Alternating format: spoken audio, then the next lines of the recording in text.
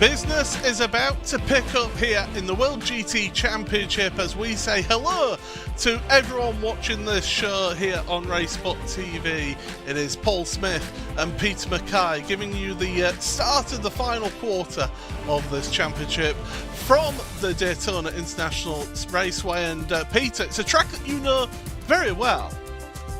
It's a wonderful, wonderful venue to go racing here at Daytona International Speedway. Of course, so well known for two major events every year, the Daytona 500 in the NASCAR world, and of course the Rolex 24 Hour. Really, really special. And of course, we've got an enduro round today here at Daytona. Perfect lineup for our ride drivers. It is the final endurance round of the season. We were at Oschersleben last time out 2 weeks ago.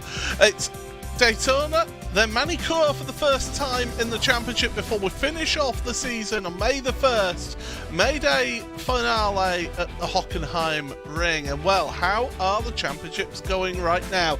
Well, it is currently 32 points separating the top three in your pro standings between Aaron Vasquez, Leandro Anderuti and Alex Davidson, with Lucas Prada and Ross McFarlane, the other two Pure Sims Esports drivers, in the top five. In the Pro-Am standings, it's James Bume, who is currently leading that championship by 103 points over Daniel Sedgley, with Justin Claessen's third place for him, 134 points back there from the championship leader. Tom Brown and Ethan Critchley round out the top five in Pro-Am. In your AM Championship, it's been Andy Archer's all season long, and he's got a comfortable 165-point lead over Maciej Sakovic, who is in second place. Sarah Raab in third, just 3 points clear of Adam Hedgecock, and Jack Osborne rounds out the top five in AM.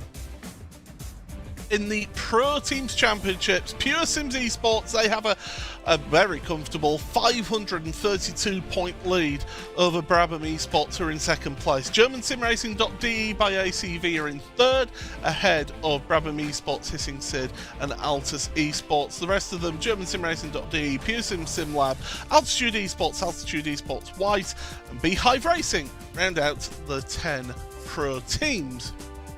In your AM Team Championship, it's Fat Atom Racing that currently lead that one by just 55 points over Platinum Racing Team, so that one's going to go down to the wire. Altitude Esports Blue are in third place. They're only 171 points back as well, so don't write them off yet out of the AM Championship for themselves.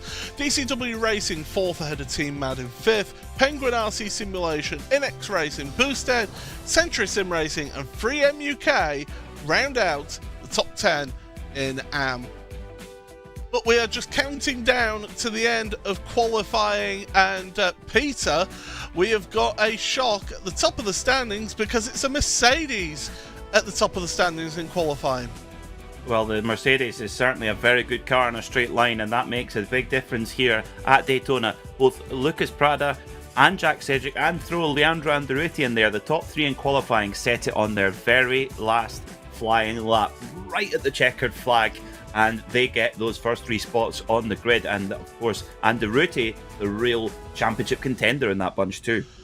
Yeah, absolutely.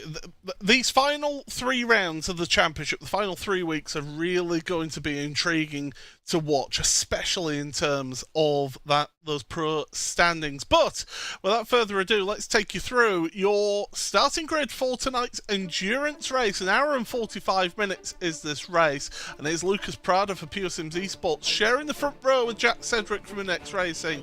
Leandro Anderuti on the second row with Aaron Vasquez. Row number 3 is Alex Davidson and Ross McFarlane.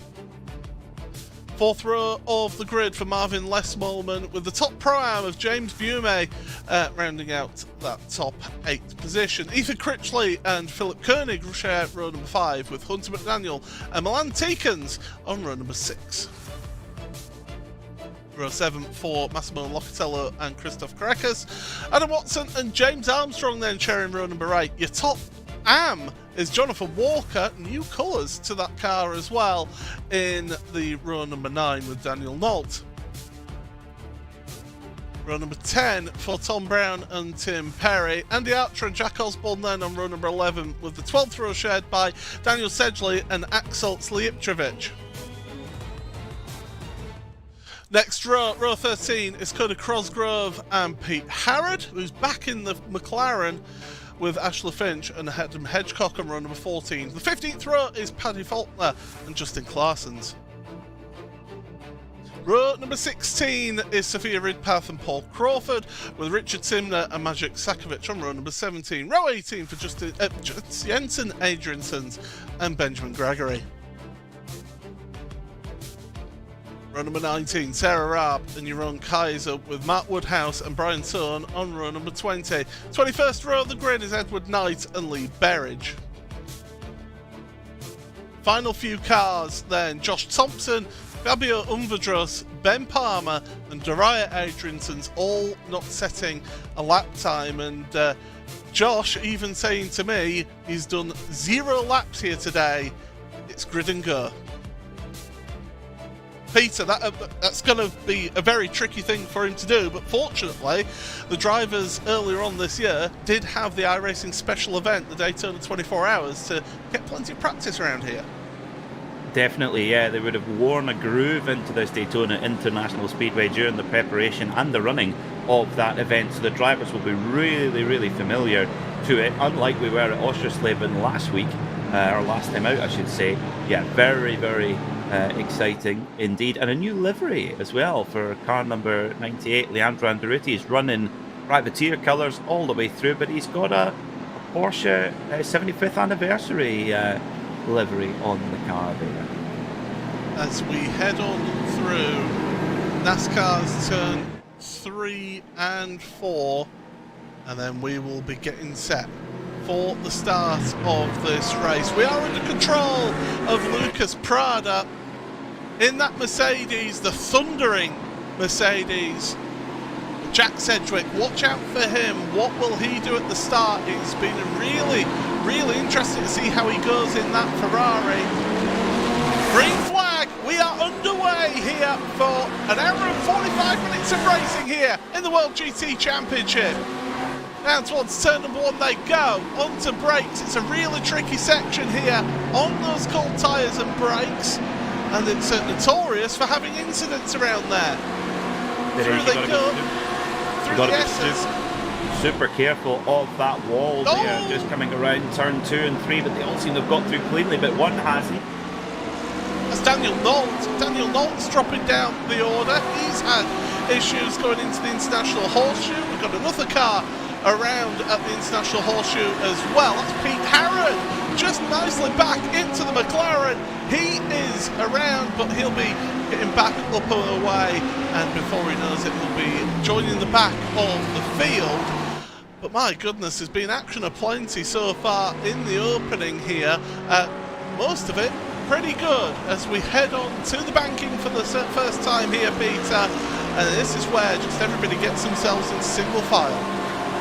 It is, yeah, and that Mercedes has got some real grunt down low and in the mid-range as well. Lucas Prada pulling away from the Leandro Andretti, but now as they start to really get an effect of the tow, the Porsche starting to really draft back again on Lucas Prada's Mercedes. But watch out as well there for Jack Sedgwick in the Ferrari in third. This race, 2 pit stops involved, a 70% fuel limit, so the drivers will go sort of between 40 and 45 minutes on a tank, and Marvin Lesmelman is off the road, 666. He's been hard into the wall there.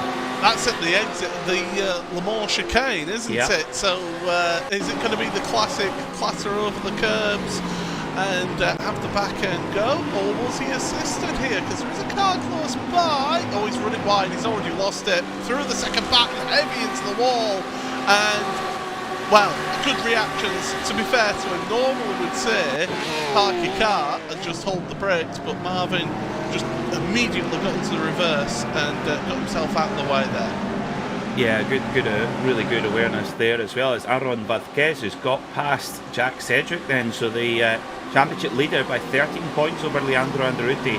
He's up into third place now as they go around the Western Horseshoe, so Lucas Prada's leading for now. But yeah, coming back to the pit stops, we will see 2 pit stops from the drivers. Any more than that, you're not going to win. Two pit stops in total, and it's all going to be about fuel consumption. You use a lot of fuel around here at Daytona. There's a lot of heavy throttle, long full throttle periods as well. So if you can pick a draft from the car in front and fuel save, that can really be to your benefit. So Lucas Prada, although he's leading right now, that's not going to be the optimum place to stay through the entirety of the stint, because the cars behind him will be able to fuel save. And you can see Leandro Andretti there lifting and coasting into the braking zone at the Le Mans chicane. And this is going to be the big talking point of this entire race, isn't it, Peter? Yeah. Who can manage the fuel best as Milan Tikens goes off-roading there. That's on the exit of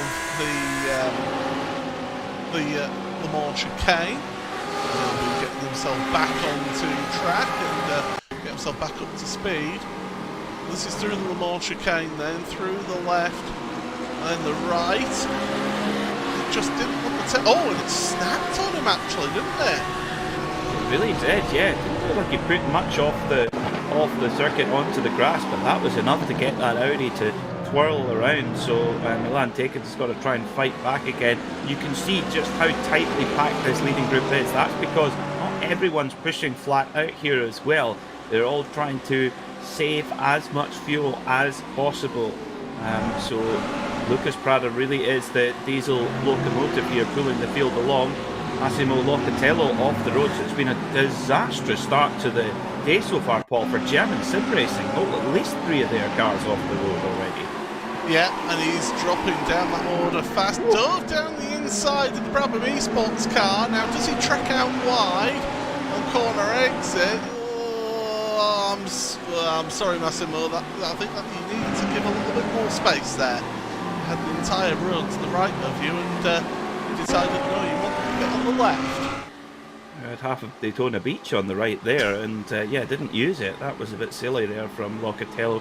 Fastest lap of the race so far, Ross McFarlane, but not too much to read into that right now. The number you really need to think about right now is the fuel number. The drivers all have live readouts of various types on board, so they know how much fuel they're using, and they will know exactly the number that they want to hit.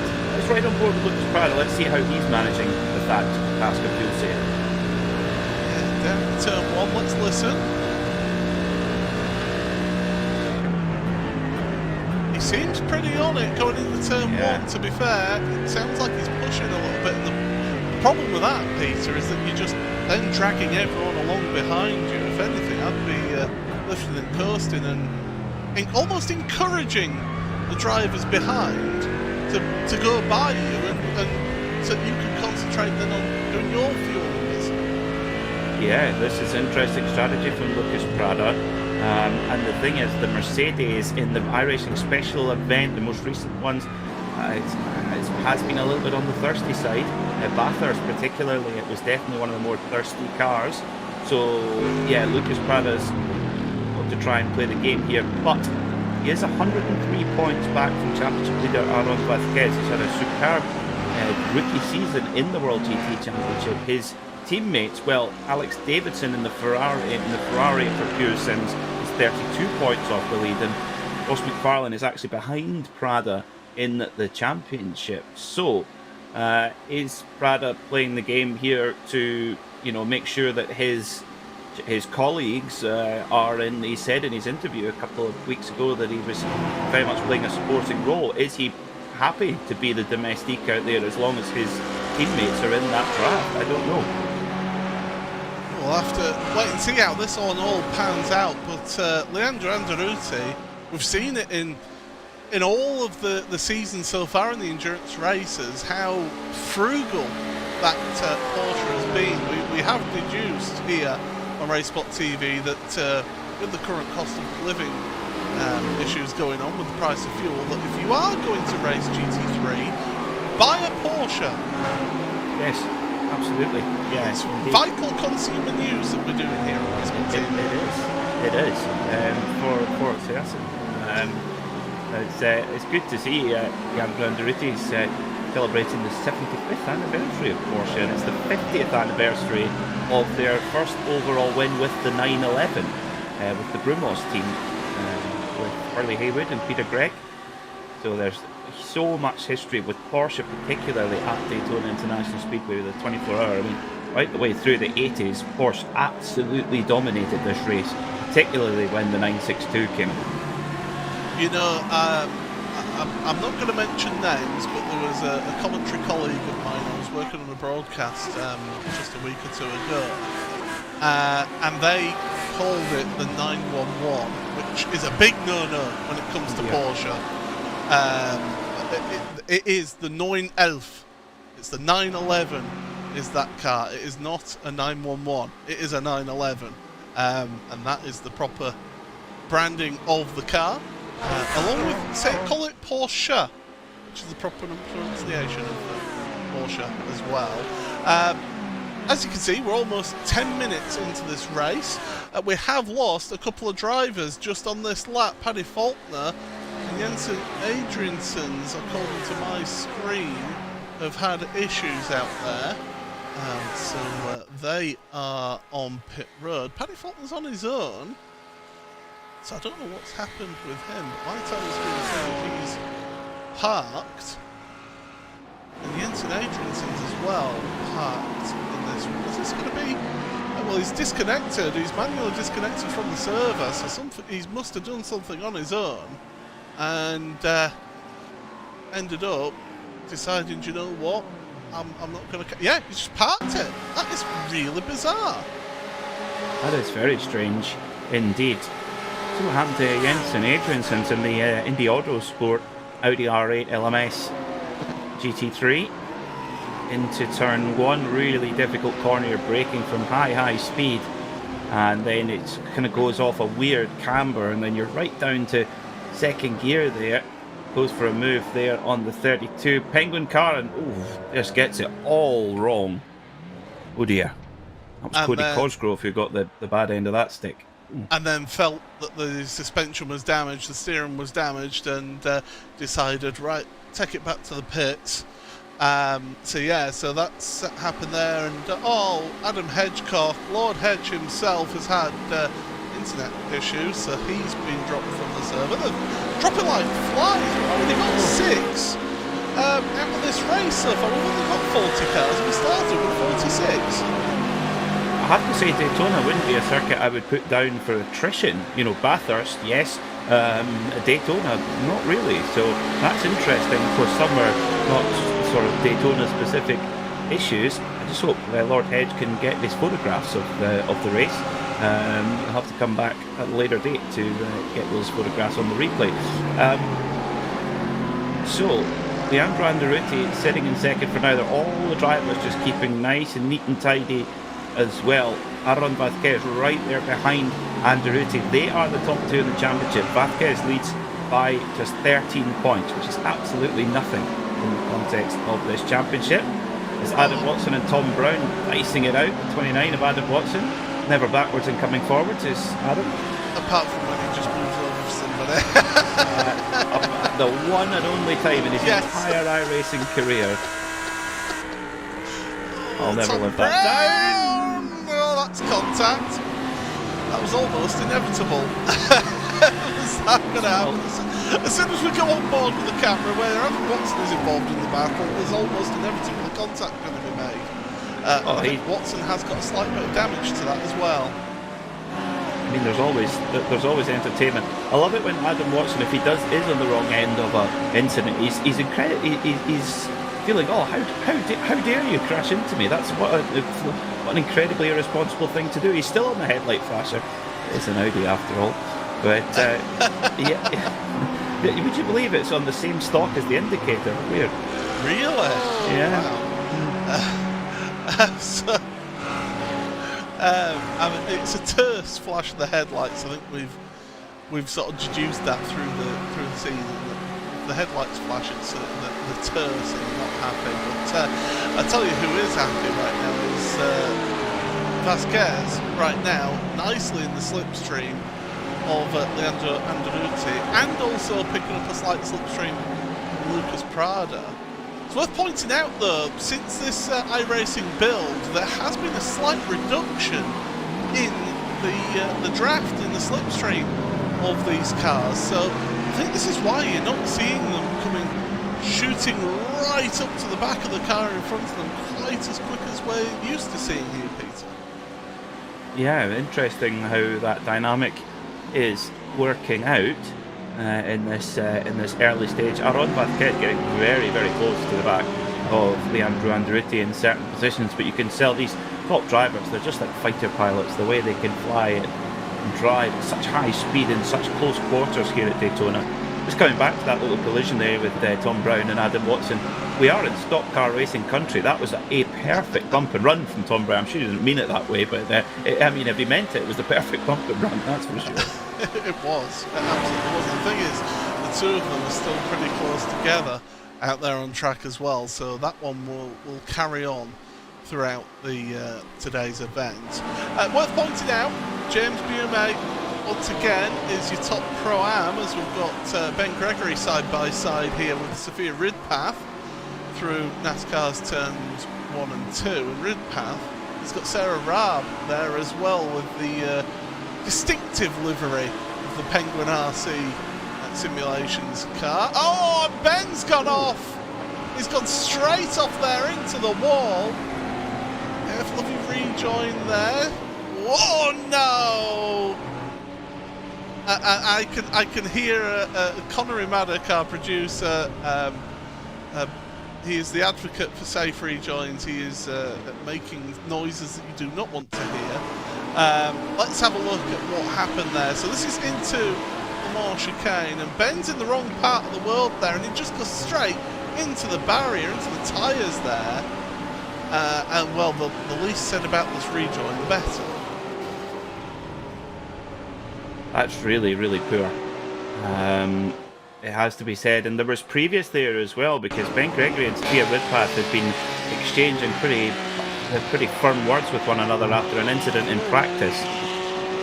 Poor old Daniel Nault, he's had no luck at all tonight. He's broken a wheel there, broken front left, completely innocent party. Yeah. You know, Ben.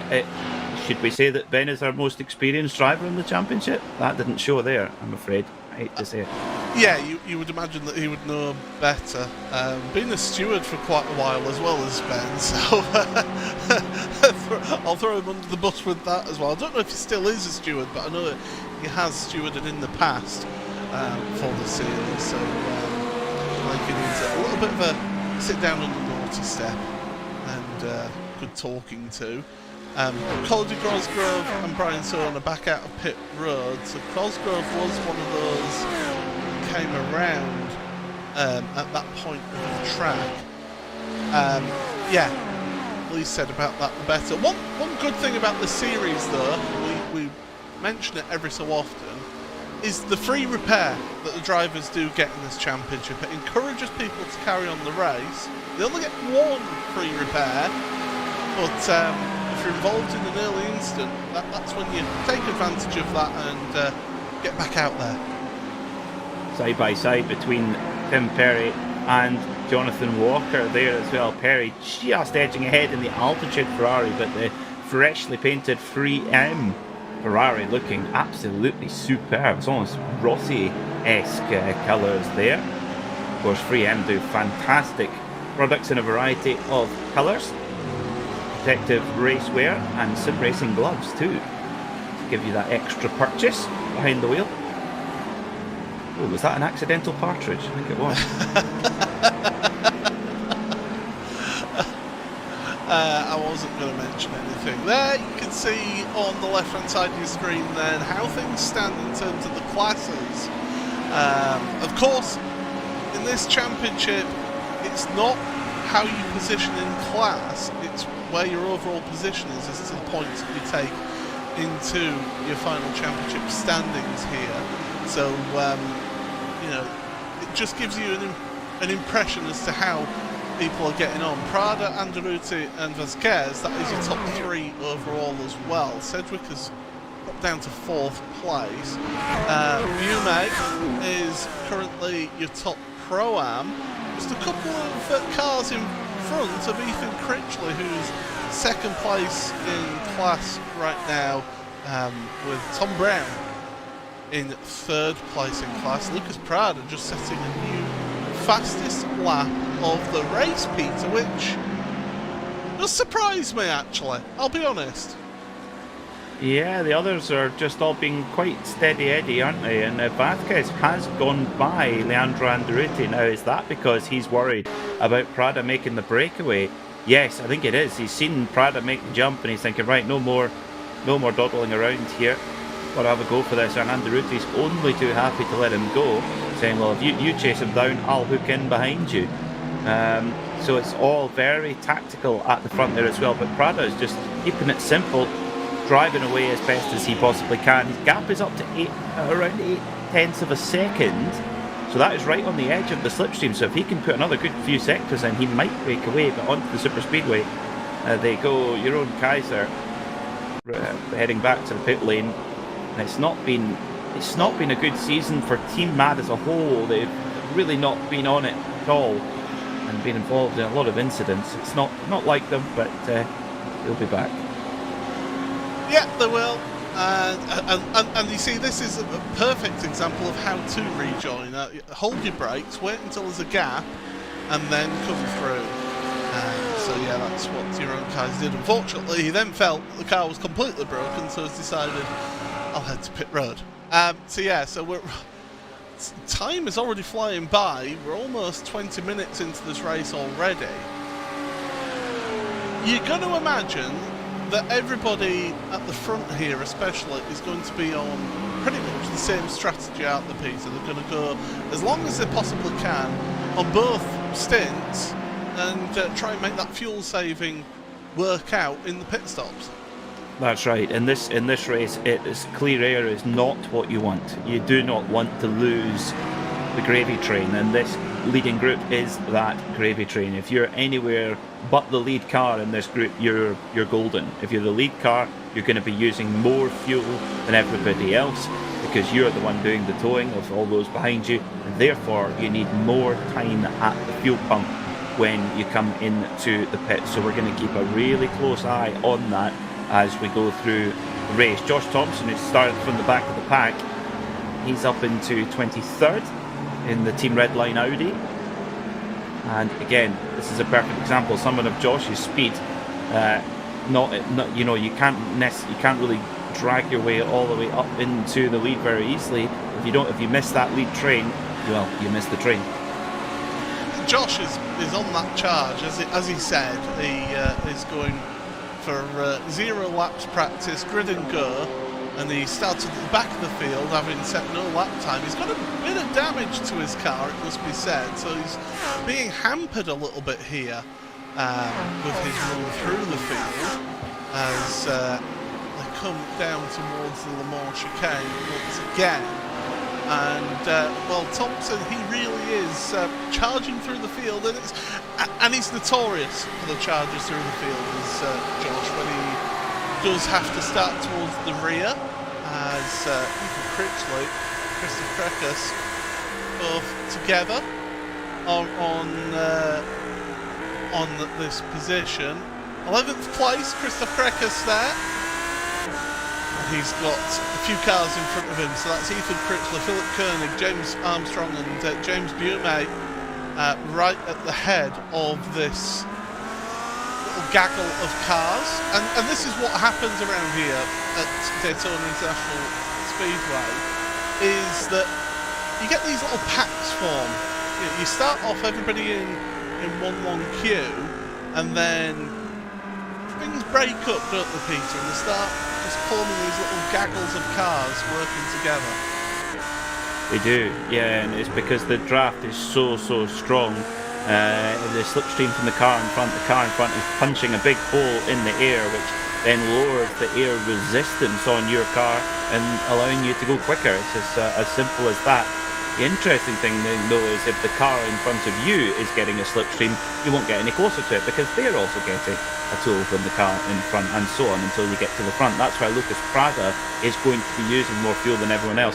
Interesting, Aaron Vasquez, as soon as he was into clear air in second, he immediately set the pace and set the fastest lap of the race, chasing down that gap to Lucas Prada, now sitting at exactly where he wants it to be, underneath half of a second between a race leader Prada and championship leader Aaron Vasquez. as they head on through the banking once again across the line for another lap, and Critchley's going to move forward a position in this little row of cars. In fact, that is the car of Philip Koenig that he's just got past in that German sim racing .de car. So Critchley working his way forward. That is back to where he started, actually. Back to 9th place for him, and it is difficult to make up places. I mean, I'm looking down the field. James Armstrong's made up 8 places from where he started in this race. He's up to 8th right now. So good work from James. As we mentioned, Josh Thompson's up 21 places. Fabio Unvedrus 24 places gained in this race here today. Ben Palmer as well, up 22 places. Yeah, definitely interesting how some people are able to move their way forward, but others are just, I don't know, they're just trying to just work their way slowly through this pack. Yeah, look, just an update on our classes. It's James Boumet who's in 7th overall. Another great run from him in the lead of the Pro-Am class. Leader in AM is Johnny Walker, who's had a roaring second half of the season in the Free M Ferrari, but he has Andy Archer right on his tail at the moment. Andy Archer leading the championship by a huge margin, 165 points. But Johnny Walker, this second half of the season, he has just been superb. Yeah, he's really had a good run of form this second half of the season, Jonathan Walker. 16th place, as you said, in this race right now. A gain of 1 place for him. But James Boumet, he has been such a revelation to the Pro-Am class, hasn't he? The way that he's been able to come in here for Altitude Esports and just really take Pro-Am by the scruff of the neck. Yeah, and the thing is, his preparation for iRacing special events has really played into his preparation for races here in the World GT Championship. You know, in the races where we've dubbed, usually the World GT calendar will tie up with if there's an iRacing special event on, like Sebring or what have you, and that's where his that's our Pro-Am leader off. Johnny Walker is off at the International Horseshoe. Oh no! Well, I mean, with the car facing the wrong way, not the greatest of rejoins there, must be said. With the car facing the wrong way, generally speaking, that says that he was assisted, and there's the Fat Atom car, shows its nose, and that was Andy Archer, championship leader in AM. Yeah. Stuck his nose in there, he wasn't fully alongside, was he? No, I don't think so at all. No, and just clip the quarter panel there, the rear quarter panel of Johnny. That's an interesting one on the rejoin. I don't know if it's as bad as it looks, but it's not the best, but it's not the worst either. Well, there would have been yellow. There would have been plenty of yellow flag. That's for sure, because he'd been there a while, so the yellow flag would have been out for a while. That was Edward Knight who made contact with there, as Cody Cosgrove is getting lapped right now in the field. So yeah, he's there working the way through, and just losing that lap there, Cody. But yeah, it's you're right. I mean, I can understand the frustration of Jonathan, and I can understand the frustration of anybody who's being tagged off into the undergrowth. I've been there. I've worn that T-shirt many a time, but I will say that you've got to be a little bit careful with those rejoins. You do, yes, you do. I mean, it's a difficult one. It is a difficult one all round. You're right. It certainly is. So that means the AM battle then sort of fizzles a little bit for now. Andy Archer has a commanding lead in that class. In Pro-Am, well, it's very close between James Boumet and Ethan Critchley, who's just set the fastest lap of the whole race of anybody. Now, is that Critchley just trying to get the hammer down and trying to move forward here as we look back at Daniel Sedgley right now? But Yeah, is that Critchley trying to just get that move forward? Jack Osborne there as well, who's actually lost a few places this lap as Jack. Down to 21st in the field. But yeah, Ethan Critchley's been working his way forward, and it's a little bit of a break, isn't it? James Bume, James Armstrong and Ethan Critchley have made a little bit of a break over Christoph Krekas and Philip Kearney. Yeah, they have. There's a perfect little group there where they're going to try and work there. I mean, they're a long way up the road towards the leading pack, but this is Group 2 effectively, making their way up the field. So, an hour and 16 minutes to go. So, it won't be long till we see some cars down pit lane, I suspect. Maybe within the next 10 minutes we should have all of our cars in pit lane for their first pit stop, and we'll see just how much Lucas Prada has suffered by being the leading car since the green flag dropped. Vázquez has got quite close to him over the last couple of laps, got to about 0.3 of a second at one stage, so he's in a good spot there. But I think Prada is trying to stretch them as best as he possibly can. And is Prada trying to? Is this a coordinated strategy from Pure Sims, Paul? I wonder. Is Prada trying to stretch Vázquez and Anderuti? Meanwhile, Davidson and McFarlane at the back of the group know that he's doing that, and they know that that's what's happening, so they know that they can manage the pace. Is that what's happening, or is Prada just trying to keep it simple? I mean, Prada's 103 points off of the championship lead right now. I definitely wouldn't write him off of the championship. But, I mean, when we spoke to him the previous round, he didn't really think that he was in the championship, did he? So no, and he said he was supporting, that was his word. Yeah. So he's very much playing that team game right now. So, I tell you what, it is an interesting tactic to take here around this track, just to go absolutely hell for leather and try and mess with the other people's strategy. It can work. I think it could be a very coordinated plan from Pure Sims. I think Lucas Prada is very much the rabbit in this scenario, and Davidson and McFarlane are happy just as long as they stay with the lead group. They're in a good spot, and we know how good, particularly Ross McFarlane is at just saving fuel so much. I mean, he's Scottish after all, so you know, we're masters of frugality. So yeah, who would have thought a Ferrari and frugal would be two words used in the same sentence?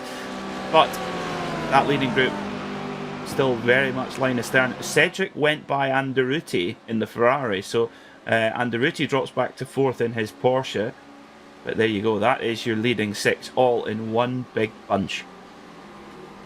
Just remember, opening round of the championship, when Anderuti it was that endurance race, and Anderuti he just sort of worked his way forward and got to the front of the field in that endurance race. It's been a really intriguing championship because we've seen different cars and different drivers come to the fore in different rounds of the championships. It's almost like a balanced performance means that different cars will cope with different tracks in different ways. I mean, the Mercedes, it's not known for being really good through the twisty stuff. Well, there's not much twisty stuff around here, so it can really get the hammer down. So Tim Perry in the Pro-Am class, number 83 Ferrari up on the jacks. He goes for tyres and fuel, and while that was going on, Anderuti went behind Davidson. So Alex Davidson set the fastest lap of the race, and he's making his way up through the leading group. So maybe he's happy with the fuel number he's hit, and he's wanting to get a little bit to the front of the queue now. Felt he's done his fuel saving for this stint. Anderuti, what has he got up his sleeve? We've seen him do this before, be very, very good on fuel. Also in that Porsche is what has he got up his sleeve here in this race. But Prada, he has not played any kind of games or anything like that. He has played the loyal domestique at the front of this train. And Vázquez now right on his tail. how just planted those cars are through, with the speed that they're carrying through the Le Mans chicane there. Whenever I've driven a GT3 car through there, the car's just been moving about left, right and centre, so you can tell just how good the setups are that these drivers do carry it in this championship, especially towards the front of the field. But we are here at Daytona International Speedway at night for this week number 11, no, week number 10, sorry, should I say, of the World GT Championship. I'm getting ahead of myself. I'm wishing the championship away, which I shouldn't really be doing, because there's plenty of action in this championship to do here. And somebody has said, Vince in the chat has said, gotta love Daytona. I love watching races around here. I'm not the biggest fan of actually participating in races around here, though. Oh, I love it. I absolutely love it here in all ways, both driving and watching as well, as Josh Thompson interestingly takes his fast repair in the pit stop there. I didn't think his damage was that bad, but he's taken it nonetheless in for his pit stop. Who's going to be the first of the leaders who make that break into pit lane?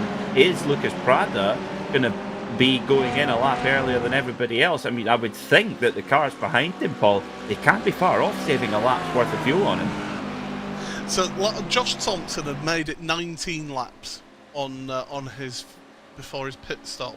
Now, whether he thought that because he had that damage, he just needed to get in maybe a lap or two early, take advantage of getting that free fast repair, and then get him back out there on track, that's to be seen. He only took 28 seconds in the pit stop, so it's worth keeping an eye on Josh, because he's got the pace of the front runners, as Josh. Yes, he's been in the mid-pack, but he is one to keep an eye on to help us sort of gauge how the rest of the field will get on out there in terms of when to pit. Yeah, he was certainly. I'm not surprised he's at the pit early, because he's basically had to push flat out to get himself up the order. Hanging out in fuel saving has not been a luxury he's been able to afford, starting from the back of the grid. As our second group, equally competitive here as the leading group, James Boumé leading from James Armstrong, and then Ethan Critchley right in there as well. And they look like they're pushing on those three Audis. We saw, of course, at the Daytona 24-hour on iRacing, two Audi R8s from the Apex Racing team effectively bump drafting one another the entire race, and it worked. It certainly did. Andy Archer, Richard Simner, Maciej Sakovic are all on pit road right now. There's the Team Mad driver in his Lamborghini. There's DCW Racing Richard Simner. There's another one of our cars. Paul Crawford comes onto pit road as well for his pit stop. So now is the time that people feel the need to head on to pit road.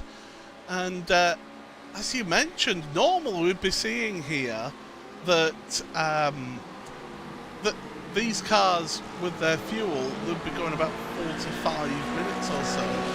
But one, because it is such a full throttle circuit, and also two, because of the change in the regulations in this championship, dropping it to 70% fuel capacity for them. As Prada's coming in. He has led all the way from the green flag. He's been pushing all the way from the green flag. Let's see how he gets on with his pit stop and how this strategy works out for Alex Davidson and Ross McFarlane, his teammates. Well, and where will he emerge after the pit stop as well? That's the question as well. Lucas Prada in, and curiously does not take new tyres.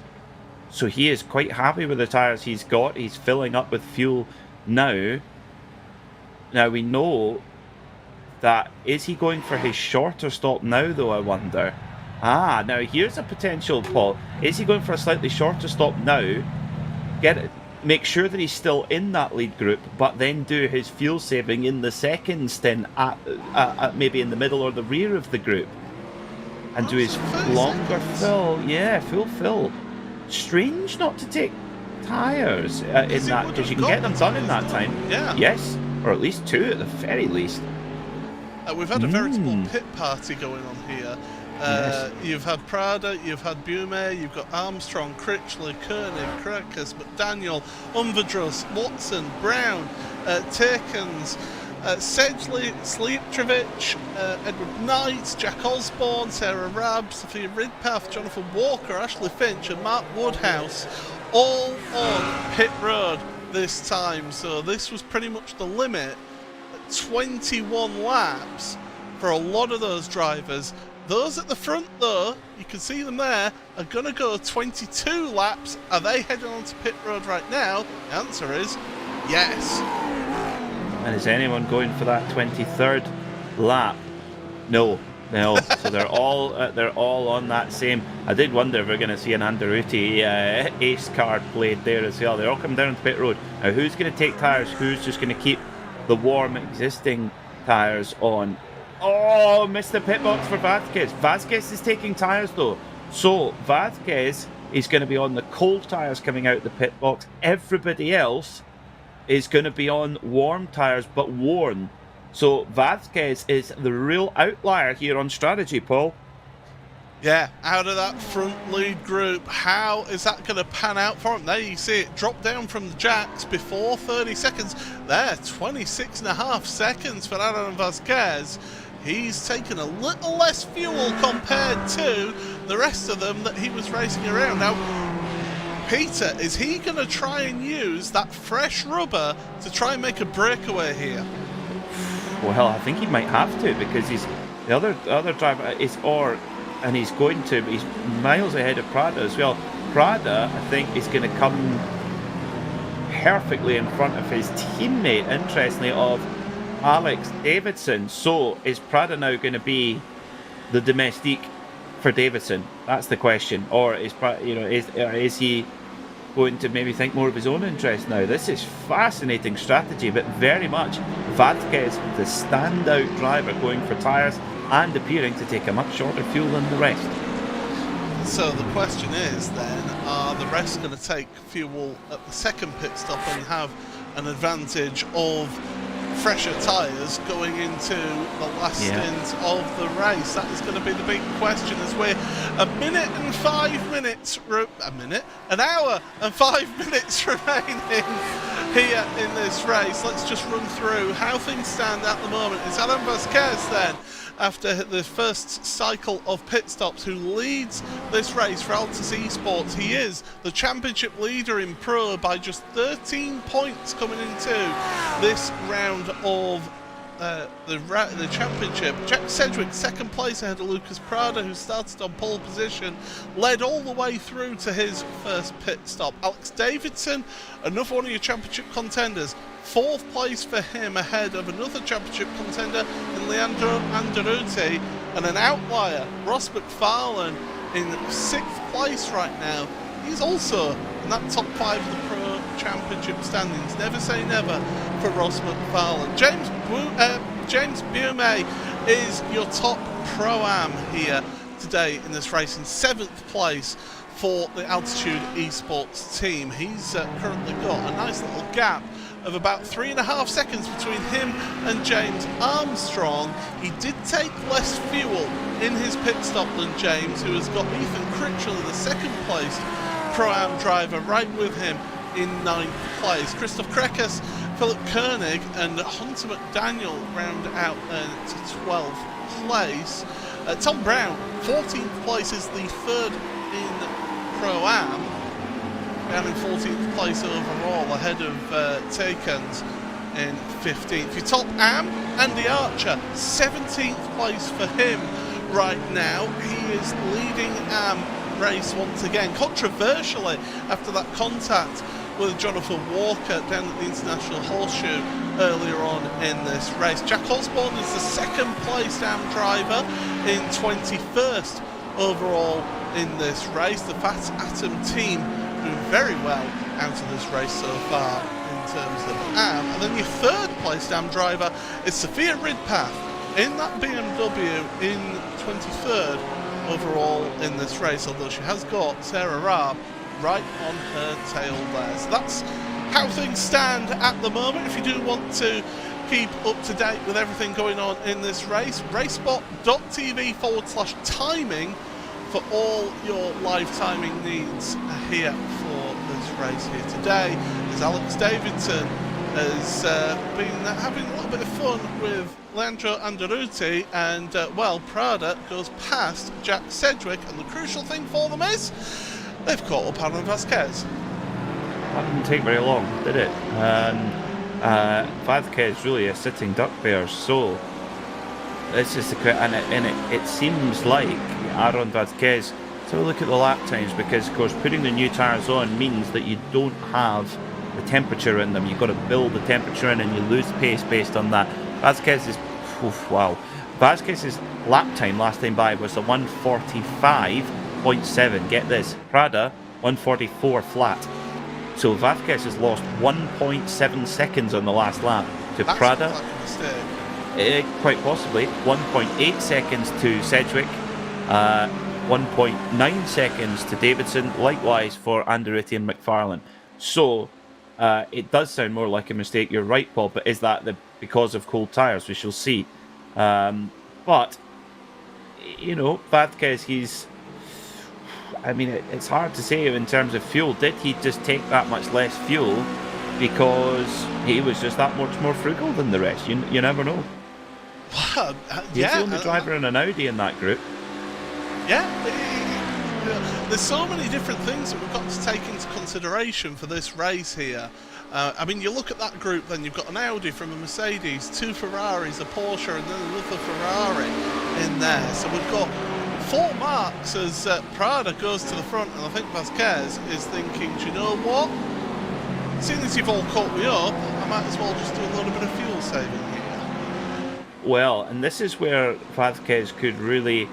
Yes, you think, oh, he's got new tyres on, oh, he's not going to be able to use them now. Well, yes, he actually can, because if he's got more grip than the rest of the drivers, which as we progress to the later part of this stint, he will have a little bit more grip. And then in that case, you can actually be lighter on the throttle. You can actually roll more corner speed than those other drivers who've almost got to, when the tyres wear away, you've almost got to V the corner off a little bit more, which means harder braking and harder acceleration, and therefore more fuel used. So Vasquez, those tyres are going to be a little bit of a help in terms of being able to roll more corner speed and maintain that lower fuel usage. We have lost Josh Thompson from the server. He's had a bit of an internet problem there, and he is out of this race at this point in time. So he is out. We're down to 35 cars. This has really been a massive car breaker because that is what, 11 cars, Peter. Daytona's not known for this, is it? It's it's a high-speed track, but it's quite a wide track with a bit of space out there. Yeah, absolutely. It is a surprise, that's for sure. We have seen more of an attrition than I thought too, yeah. Johnny Walker is on the fight back. He's now back up to 25th overall. That puts him 5th in class.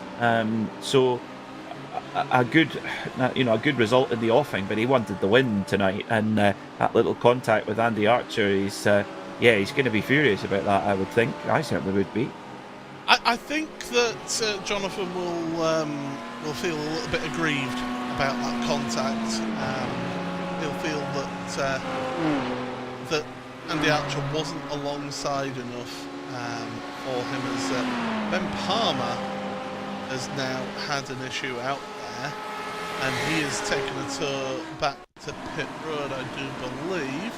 In fact, we've completely lost Ben. It might be just on his own here onto the... No, he's just pulled it over.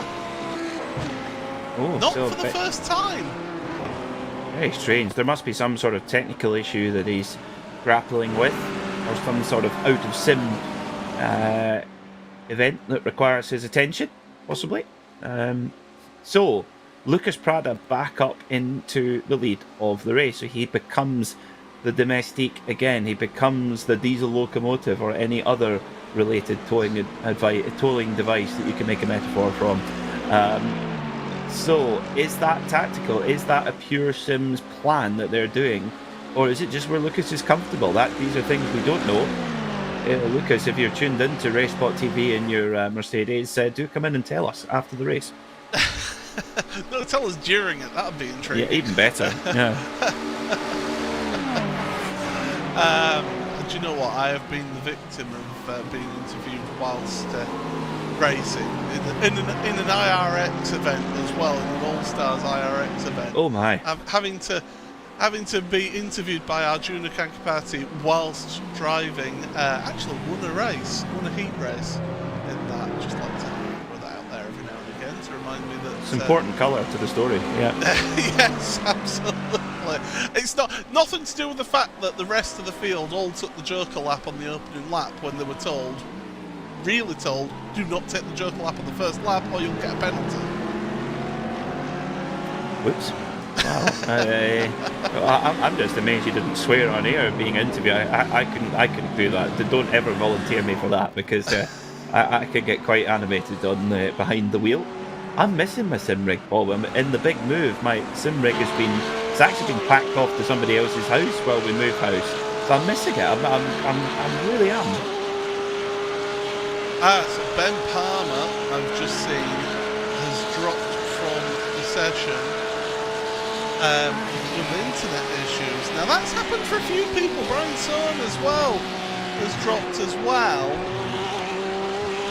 Now I'm not tempting fate here, by the way, but I do remember a number of seasons ago here in the World GT Championship. It was when Alex Nella raced in the Ford GT, the venerable Ford GT GT3 car in the series, and got involved in a massive accident which took out his leaders at the International Horseshoe.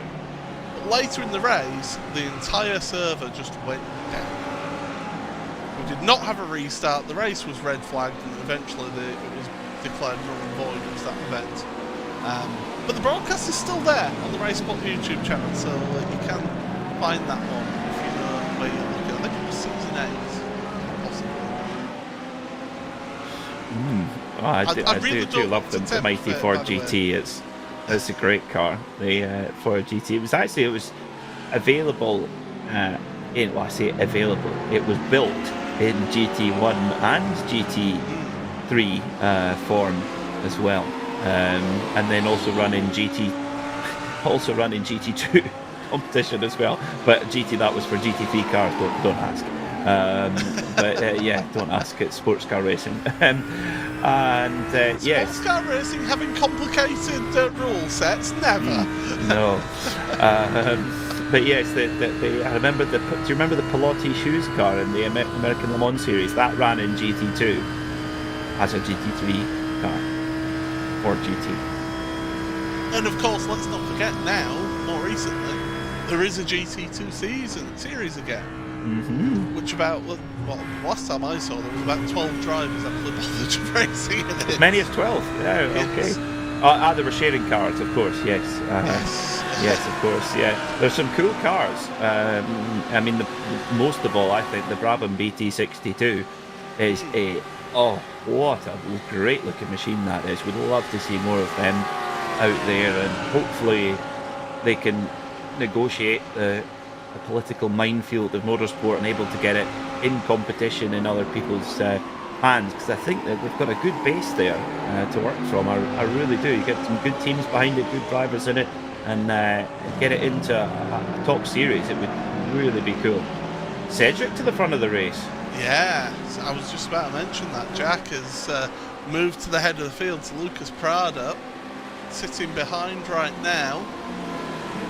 And it's a question of, well, it was done before the line because the number boards on the car has changed. So Prada then second place. Alex Davidson's up to third right now in this race. That's a gain of 2 places in this race. We've barely mentioned him, by the way, throughout this race. Fabio Unvadrus is up to 13th in this race. That's a gain of 31 places. That's quite remarkable. And Unvadrus, interestingly, he's had one of the shortest stops of any have any driver, but that's very clever because you're always going to have one stop that's slightly longer than the other. He's taken a shorter stop early because that's then vaulted him into a faster group that he can join in, and that's clever from Fabio Unverdrus. I mean, to give an idea, he was at the fuel pump for 7 seconds less than Lucas Prada. So it'll be interesting to see what he's trying to do here. He's just trying to get up as far up as he possibly can in this race after not setting a qualifying time, and he's been able to carry on doing what Josh Thompson unfortunately wasn't able to do, which is work his way through the field here. He's the biggest mover in the field. Edward Knight, it's worth pointing out as well, 14 places gained up into 27, so Knight doing a job there further down the field. So we've got a slower running Milan Tekens, and the Brabham Esports Hissing Sid driver getting back up to speed, minus the team paint, so he'll have to do numbers with that. But yeah, Takens is new to the series. I think this is actually his first outing from what the information that we've been given here. He's down 7 places from where he started. It's not been an ideal start to this race for him. No, it hasn't. It's not been the nicest welcome to the World GT Championship for Milan, but his qualifying pace was excellent up the front of Pro-Am. So yeah, very promising pace, and 2 rounds left in the championship where he can sort of get a feel for the series, get a feel for how the racing is, and then be ready to come back fighting fit for next season and to have a run. And by the pace he's showing, he could have a real shot at the Pro-Am Championship, actually. And it's worth pointing out as well, those final 3 rounds of the championship, you've got Manny Corr next week, the final feature round, which is 2 40-minute races. And then you've got Hockenheim, the Hockenheim Ring, which is 3 20-minute races in the final round of the championship. So it's a heck of a time to come into the series, right at the end of the season.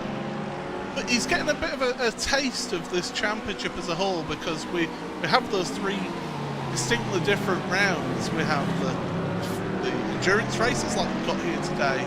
We've got the feature round, which is, as I said, 2 40-minute races, which include the second race having an inverted grid. So, oh, there we go. We're getting some information. A little bit of Jen, Peter, on the chat. Thank you, Calvin, for the information. Hasn't run on iRacing really for the past year or so in GT3s. It has been racing Super Trofeo, so he's got a bit of experience then behind the wheel. Yeah, in real life, yeah, the Super Lamborghini Super Trofeo cars are very, very cool indeed. Very cool pieces of kit. They are rapid down the straights as well, because they've got a bit more power and they've not got quite as much drag as their GT3 cars. So they're serious weapons. Cedric at the front, and I just went quiet there with McFarlane just posting into the corner. Soft on the throttle as well, just taking it nice and canny, as we say up here. And who's got what up their sleeve here, Paul? They're all just running a very similar pace, very similar gap between them, but who is able to just eke out that fuel as long as possible?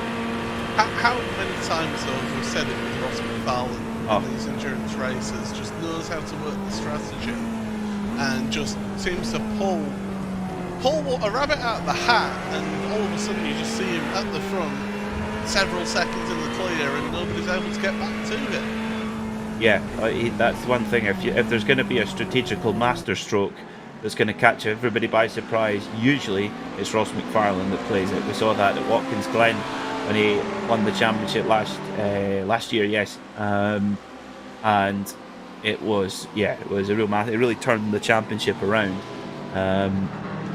Being able to just be able to make it work better than anyone else. It was a tire gamble that he played there, and it really came off right. but anybody in this leading 6 cars could win the race. They all appear to have a pretty equal chance as thing goes, because the thing is, none of them have shown us a kind of, apart from in qualifying on low fuel, none of us have really been able to show that clear lap, have they, Paul? So who's got what underneath the hood to release when we come out of that final pit stop? The fastest lap in qualifying was a 42.952. Yeah. In the race here so far, it is a 43.509. So I mean, they're not that far off in terms of pace, really, in this race for overall lap time. So we could see them get into that qualifying time as the race goes on, because of course the track temperature is pretty stable, because we are at 10 to midnight here in sim, so the conditions should be pretty stable all the way through this race. Absolutely, yes, they will be very stable indeed. So the drivers will have that to make life a little bit easier for them. And of course, the fastest lap of the race has been set by Alex Davidson, a 1:43.5. His qualifying time was about 0.28 of a second less than that, so very, very close in terms of speed. Of course, we didn't see qualifying on who got a slipstream and what have you, and there was the top 3, Prada, Anderuti and Sedgwick, that lit up the time screen right at the end, so I'm going to guess they were all together drafting one another in qualifying. Anderuti, speak of the devil, has actually moved ahead of Vazquez through into the international horseshoe, so the driver in the Porsche has decided that he wants to move a little bit up the queue and wants to get himself to the pumps when it comes to the pit stops. They've only been 11 and a half laps in terms of their stint right now, 12 and a half laps for Lucas Prada in second place. So you're absolutely right, Peter. You don't want to go away from this race, because any of these 6 could win this race here. It's a fascinating. It's not one of those excitement every turn races. It's just a slow burner, isn't it, Peter? It is. You're investing in that big finish here in this race. And I think it's also the unknown quantity of who has got what in the tank, both from a speed point of view and a fuel point of view as well. Cedric's been the kind of front runner for a while, allowing Lucas Prada to get some fuel saving done of his own. Likewise, third in the group, Alex Davidson, just looking really, really neat and tidy, lifting and coasting in there as well. But it's all going to be about who's got that kind of one lap dash pace towards the end, who's saved the fuel. I think they should all come out in the same lead group after the pit stops if things stay as they are. But also, of course, as we know, Paul, it can be a complete lottery who gets the best run to the flag as well. Well, I mean, we have seen literal photo finishes here in the World GT Championship around this very venue, so it's not unknown for us to get a really exciting dash to the finish here in this race. It's that run out of Le Mans chicane that gets you all the way through to the checkered flag on the last lap. Tell you what, a bit of sponsor activation. We could have the Lord Head Cinematography photo finish. You never know. I'm sure he'd break it out into... by the way, if you're wondering who we're talking about, Mr. Hedge, he is one of the contributors to this championship, Adam Hedgecock, and he does do a lot of in-sim photography for this very championship and other series as well, so do check out his website for the details, and social media as well as on Instagram and Twitter. Meanwhile, James Armstrong, Ethan Critchley. Ethan is quite happy to sit behind fuel save here. I think Ethan's playing the long game here with James Armstrong and just wanting to change places in the pit stops. Seems so. Yeah, it seems so, and it's those pit stops are going to be really important, and Vazquez will be hoping he doesn't do a repeat of the first pit stop and run just beyond his pit box and have to click reverse and move back again. That loses really, really precious time. Well, James Boumé has broken away. He's in quite a lonely 7th position at the moment. Now, interestingly, he took his short fill in stop number 1. He had 25.8 seconds of fuel. Critchley, for example, who was in that group, 29.5. James Armstrong, 29.8. So that gap will come back to Armstrong and Critchley. They are likely to catch Buemi when they emerge from the second pit stop. How close? Well, we'll see. Yeah, we will have to wait and see as we go through towards the end of this race. But 42 minutes remain.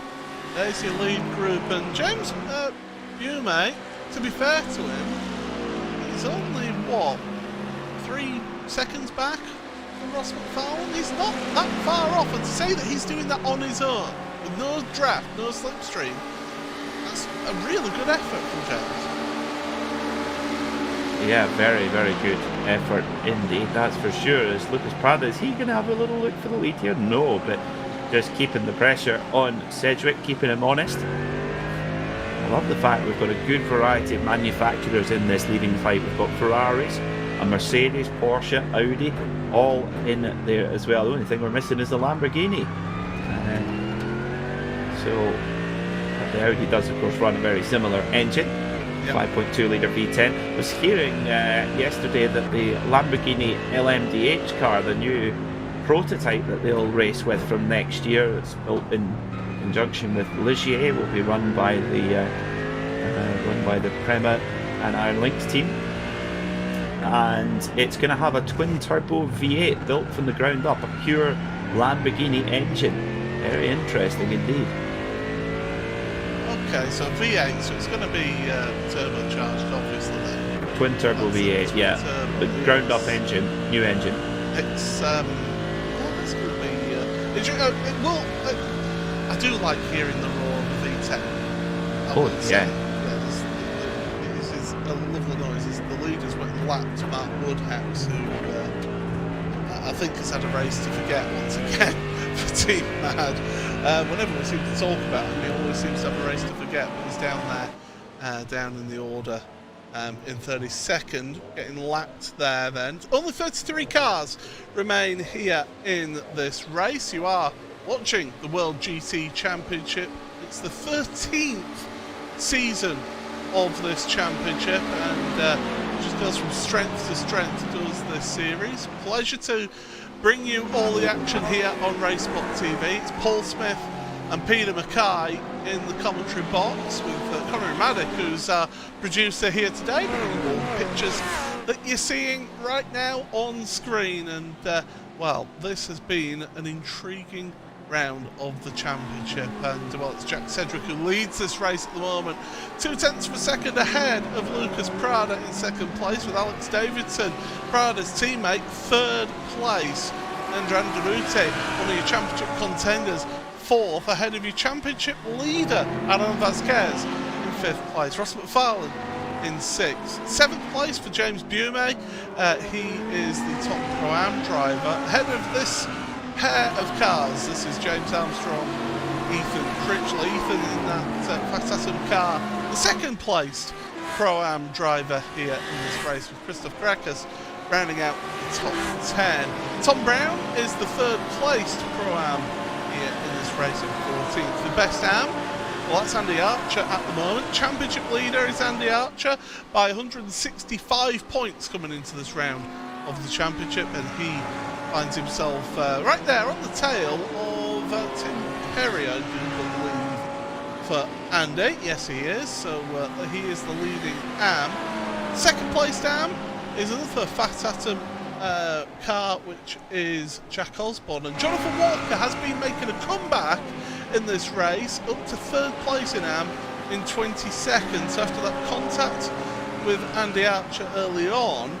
That's cost him around about 24 seconds, Peter, did that contact. Very costly.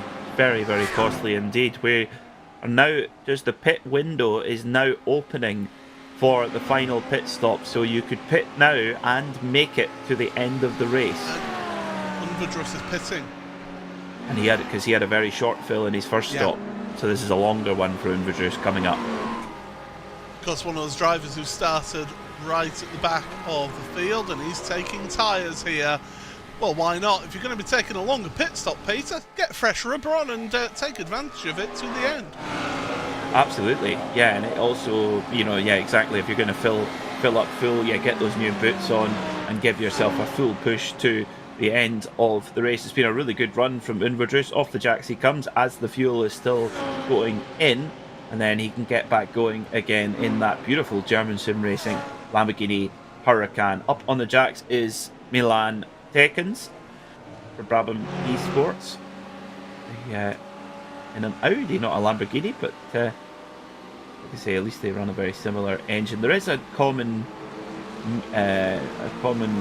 should we say, myth, an untrue one at that basically the Audi and the Lamborghini are rebodied versions of each other. That's not the case. It did used to be when Lamborghini first came into the GT space, but the current, the last few iterations of the Lamborghini Huracan GT3 are bespoke Lamborghini quadricourse builds.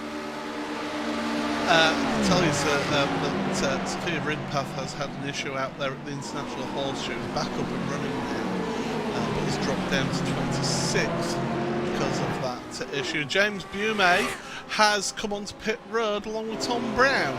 So more pit. Oh, that's that will continue the problems because you can see the fuel tank in that car. And the golf clubs will fly out the boot as well. You got to be careful for that. The debris flags out there for a rare stray 9-iron. I mean that's damage that has already happened, and then she's had further issues at the International Horseshoe. So there's already damage to the car. She's obviously trying to get herself to the pit stop, which why wouldn't you? Yeah, let's have a look then into the International Horseshoe. Got the Team Mad car in front. Oh, gets it out into the grass, and that's suboptimal, Peter. Yeah, it's a little mistake here. So, getting a replay now of what happened initially. Same corner, International Horseshoe. Bootleg is there at this stage. Coming up towards the kink now. So you're really clicking up the gears now. It's very quick through there. Goes to make a move there on Cosgrove. And then into the Western Horseshoe. Braking, bang! Oh dear. That's our John Virgo Trick Shot Award for the week. I was wondering when you were going to come out with that, Peter. Well, someone's going to win it, yeah. So that's not got the free repair remaining there for Sophia, so having to carry that damage all the way to the end. Leandro Andaruti looking to the inside of Alex Davidson into turn 1. Things are getting a little bit spicy up there at the front right now, and people are starting to make some moves now. Is this everybody trying to get themselves into the position they want to be here, Peter, before this final pit stop? Yeah, no question about it. Yeah, I think we'll see certainly the pace start to pick up here as well. Whether that shows in actual lap time or not, we'll see, because if they're jostling for position like so, Andaruti up the inside of Prada gives him the room. So Andaruti's just pulled the pin. He's just said, right, enough, I'm off. I've hit the fuel number that I need to. I know that I'm going to finish the lap that I want to finish on before going into the pits, and he's now wanting to get up there in contention with Jack Sedgwick. So Andaruti, is that a little bit of a glimpse, a little bit of a insight there, Paul, into how much pace is underneath that Porsche, that number 98 Porsche of Leandro Andaruti, because he just switched that on at will, it seems. Yeah, it is intriguing to watch this. Is he now going for a monster couple of in-laps here to really try and carry that momentum into the pit stops? We'll have to wait and see as they go through. Last cars turns 3 and 4, heading towards the start and finish line once again in the tri-oval. Everybody, no, not everybody. Oh, that's Vasquez deciding that this is the time to pit. 19 laps in his stint. I'm surprised to see that from Aaron. Well, let's see what he's going to do. Remember, he took new tyres at the first stop. Is he going to do the same thing again this time? We think he might not, given the time that he lost on those cold tyres at the start of that stint. He's going to just put fuel in as well. He had relatively short stop compared to his rivals at the first pit stop. Let's see what it's going to be here at pit stop number 2. It's going to be the benchmark here. Aaron Vazquez, has he got his strategy right? That's what it's all about tonight. Fuel saving, and they're getting the right strategy. Off he goes then, up towards the end of pit lane. Remember, the pit lane limiter on all the way around the first corner, and then you can finally hit the loud pedal on the run towards the International Horseshoe. So still at 50 miles an hour, still, come on, come on, come on, go, go, go, off he goes. I think it's actually saved a few people a bit of embarrassment as that move of the pit lane exit marker for the drivers. Vazquez has had his pit stop, so too has Andy Archer, Daniel Sedgley, Edward Knight, Axel Sliptrovich and Richard Simner all onto pit road. So we're at that stage now where pit stops are happening. Anderuti, Sedgwick, Davidson and McFarlane are coming up to lap 20 of their stint. Prada, lap 21 of the stint. In theory, Prada should come onto pit road first. Looking at the pit stop times at the moment, comparing Aaron Vazquez with Fabio Unverdrus. Vazquez in the pit box for 3.5 seconds less over the course of the whole race. So that's saying that Unverdrus, how much fuel he had to use to charge through the field. Is that going to be frugal enough for Aaron Vazquez? And the question is as well, Paul, are any of our leaders going to risk putting new tyres on? Are they going to stay on the same boots to the end? That is going to be another factor that we've got to take into account. There's more pit stops happening. Critchley, Koenig, Crickers, Armstrong, Tom Brown, all onto pit road for their second and final, well, hopefully final pit stop for those drivers as they head onto pit road and get their pit stop done. Jack Osborne as well onto pit road. But Anderuti has taken to the front of the field, and you're absolutely right, Peter, in terms of his pace. A 43.1 on his last lap, new fastest lap of the race, only a couple of tenths off of qualifying time. That's ominous. That is ominous for the rest. The fact that Leandro Anderuti, it's as if he's flicked a switch on the dashboard and just gone, right, see you later, guys, I'm off. That is remarkable. The turn of pace at Anderuti, it's like he's found a second down the back of his overalls, and he's just brought it out and gone, oh, look, pace, excellent, off we go. And clearly he's done the fuel saving that he feels he needs to, and he's just tearing away. I wonder what is going on the radios of all of the other drivers in that leading group. They're probably thinking, where's Leandro Anderuti? He's definitely putting his cards on the table now. Now, is he going to go into the pits now as they go around? No, but Lucas Prada is. So he goes in a lap early, but we saw that at the first stop, didn't we, Paul? Yeah, 22 laps for Prada then on his stint that time around, and you're absolutely right there. He did pit first out of the leaders at the first round of pit stops. Do we see him go up onto the jacks and take tyres? No. No tyres, so there we go. There's the first card being dealt, Peter. Well. So that means then Lucas Prada will have made these tyres go an hour and 45 minutes by the end of the race. That's quite a long time on the new iRacing tyre model. And, well, is it going to work? That's the question. Is Vazquez going to have a key tyre advantage over his rivals? Did he take the pain of going out on cold tyres after his first pit stop for the gain that he will receive as the others are starting to go off near the end of the race? We said this was a slow burner. Well, it's starting to light up now.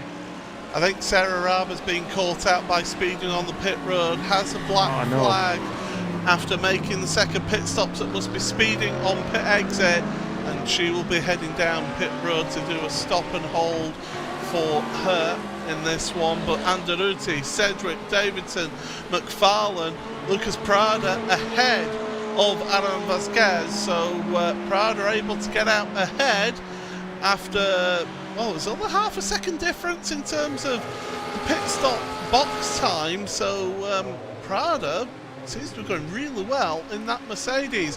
What about the rest of them now? Do they head onto pit road here? Well, one does, and that's Jack Sedgwick, which means that Anderuti, Davidson and McFarlane are going to go 23 laps on this stint. Jack Sedgwick onto pit road after 22 laps. Oh, interesting. I tell you, Lucas Prada's in and out laps must have been fantastic because, yeah, he's definitely pulled time away from Aaron Vazquez in that sequence there as well. So, but of course, here at Daytona, you're coming in at absolute terminal velocity. You're nearly 180 miles an hour, and then you're stamping on the brake pedal and trying to brake as late as you dare. So there is time to be gained if you're willing to risk a speeding penalty, which of course ruins your race. So looks like Lucas Prada really got that spot on, coming in and out of the pit lane, and that is he is out width of pole range. Lucas Prada is 2.2 seconds ahead. That's double the slipstream range. So interesting stuff. Vazquez has got to push and push hard.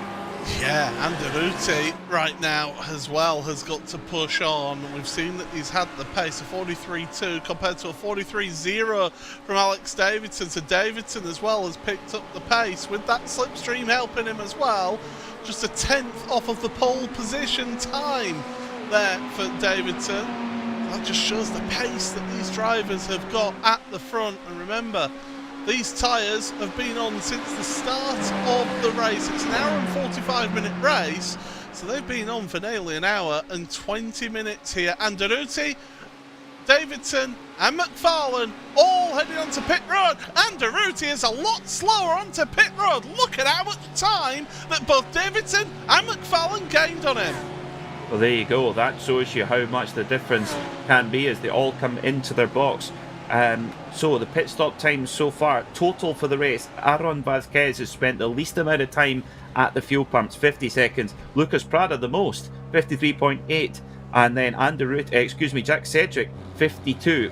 What are the others going to be? Who has done this the best, and who will come out in the lead with that run to the flag? It's a reasonable run to the flag though, Paul. 25 minutes dashed for the flag. I don't think Anderuti, he's been hopped on pit lane. Anderuti has been hopped by Davidson. Alex Davidson, yeah. Yes. So the man who came into this round of the championship in third place in Pro, 32 points off of the championship lead, he comes out ahead of Anderuti, and they both come out ahead of Jack Sedgwick.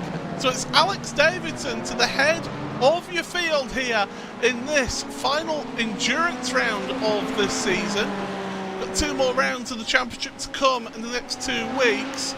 And well, you will not want to miss either of those championship rounds at Manicourt and Hockenheim to the end of the season. But Davidson, he's got the unenviable task now. He's at the front of the field. Anderuti, does he sit behind or does he just go for it now?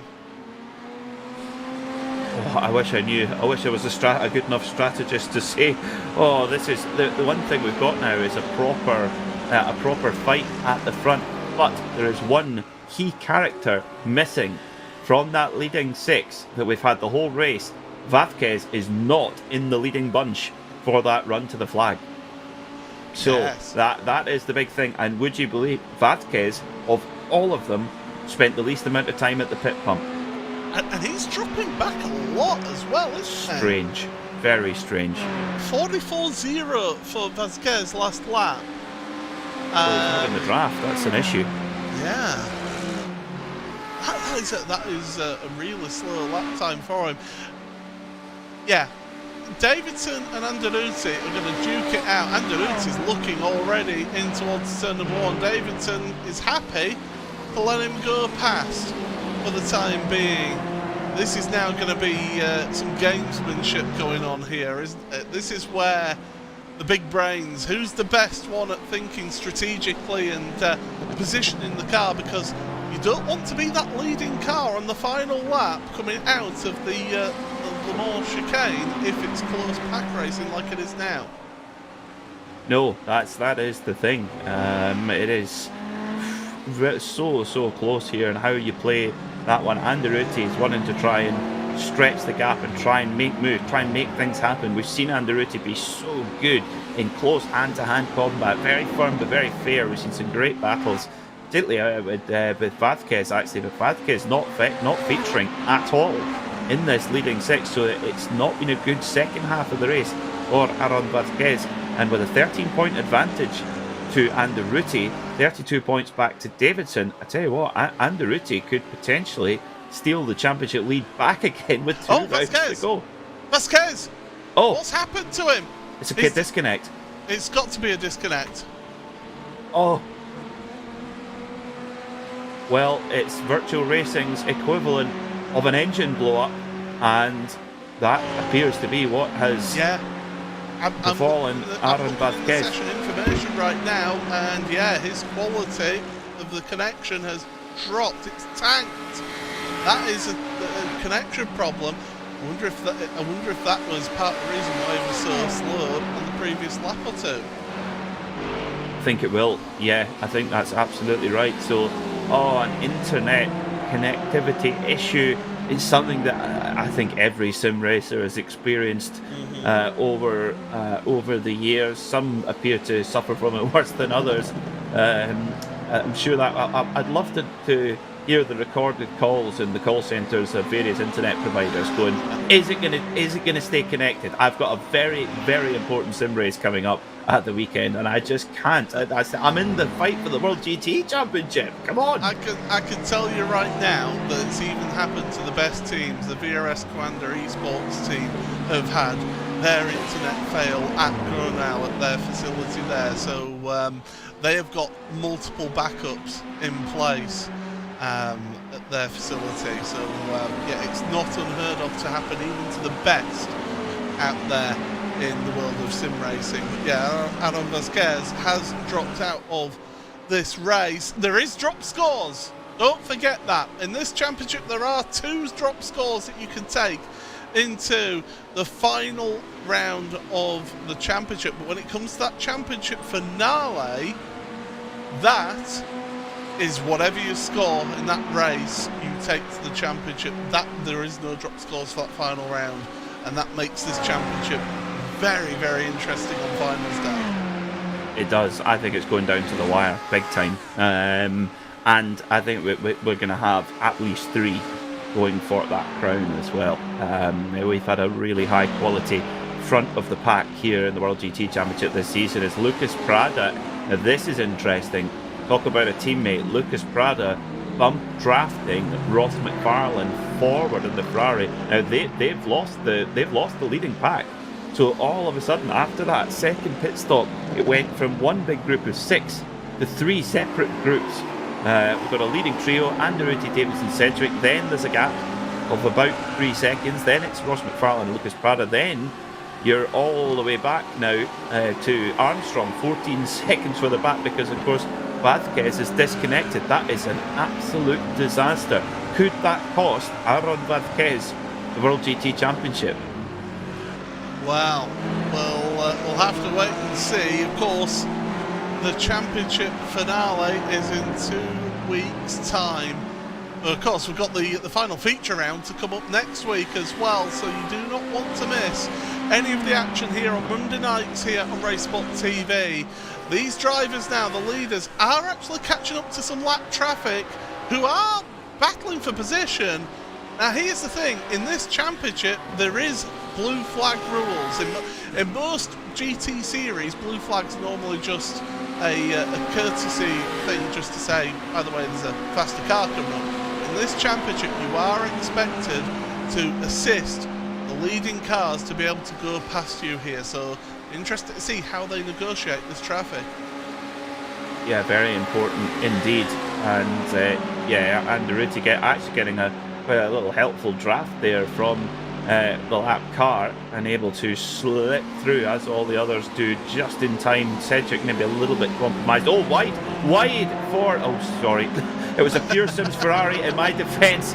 Oh, it's Ashley Finch in the number 60 Pure Sims Ferrari. I thought it was one of our front runners, McFarlane and Davison. Apologies, viewers. Peter's heart rate just jumped up by about 50 beats, I think. Then. Yeah, it was Finch. we've not mentioned Finch all evening. He has not gained a single spot, but he's not lost a single spot. He's exactly where he started in this race, and he's got Paul Crawford, the AM driver, behind. Finch has really struggled here today. Sadly so, yes, sadly so. Sometimes you just get these days where you feel you're circulating and not moving forward. So Anderuti, I think he's trying. He's really trying to stretch the pace and really try and say, you're able to come with me, come with me. In terms of the fuel pit stop times, looking at the second stop, Anderuti took 22.6 seconds of fuel. Davidson only 21.6. Sedgwick took on 22.8. So actually Sedgwick, I mean, theoretically, all things being equal, has the most fuel on board. Davidson potentially has the least fuel on board to spend. So, is that going to play a factor? And the thing is, if we stretch an extra lap, then that could make the difference. It certainly could. But as we're getting in towards the end of the race here, worth just quickly seeing how things stand. So you can see the front three. We're on board with third place Jack Sedgwick. We've got Alex Davidson in front and Anderuti very wide out of turn one there for him in that Porsche. So that's your leading trio here in Pro. In Pro-Am, Ethan Critchley now actually has the lead in Pro-Am. He's ahead of James Bume. So he is in second place after being in a pretty lonely lead of Pro-Am for James. He's dropped down to second place in Pro-Am, and Tom Brown third place in Pro-Am. Those three together in 10th, 11th and 12th places respectively. Andy Archer, 14th place for him. He is the leading AM driver. Really good drive from him, although as we said, we had that contact in the first stint between himself and Jonathan Walker. Jack Osborne is second place in 18th, second place in class, in AM class in 18th, and Jonathan Walker just 5 seconds behind Jack Osborne actually, and gaining is in third place in class. So Jonathan's still sniffing second place here at least in class. Well, that would be a really good recovery after what happened early on in the race with Andy Archer, of course. That really appeared to decide, certainly put Johnny Walker out of the fight for the lead.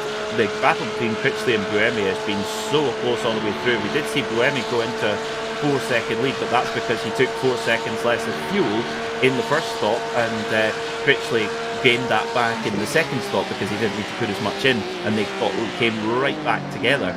They only spent 0.3 of a second difference at the fuel pump, so they are just being wedged together in real time together all race long, and Bume right behind Critchley there as well, and Tom Brown in fact they've got another Brabham car who's a lap down, that's Milan Takins, who's sort of hanging in there as well, and he will definitely be a present threat there to those two drivers as well. Bume and Critchley, I'd probably prefer if he left them alone, I would think, at this stage.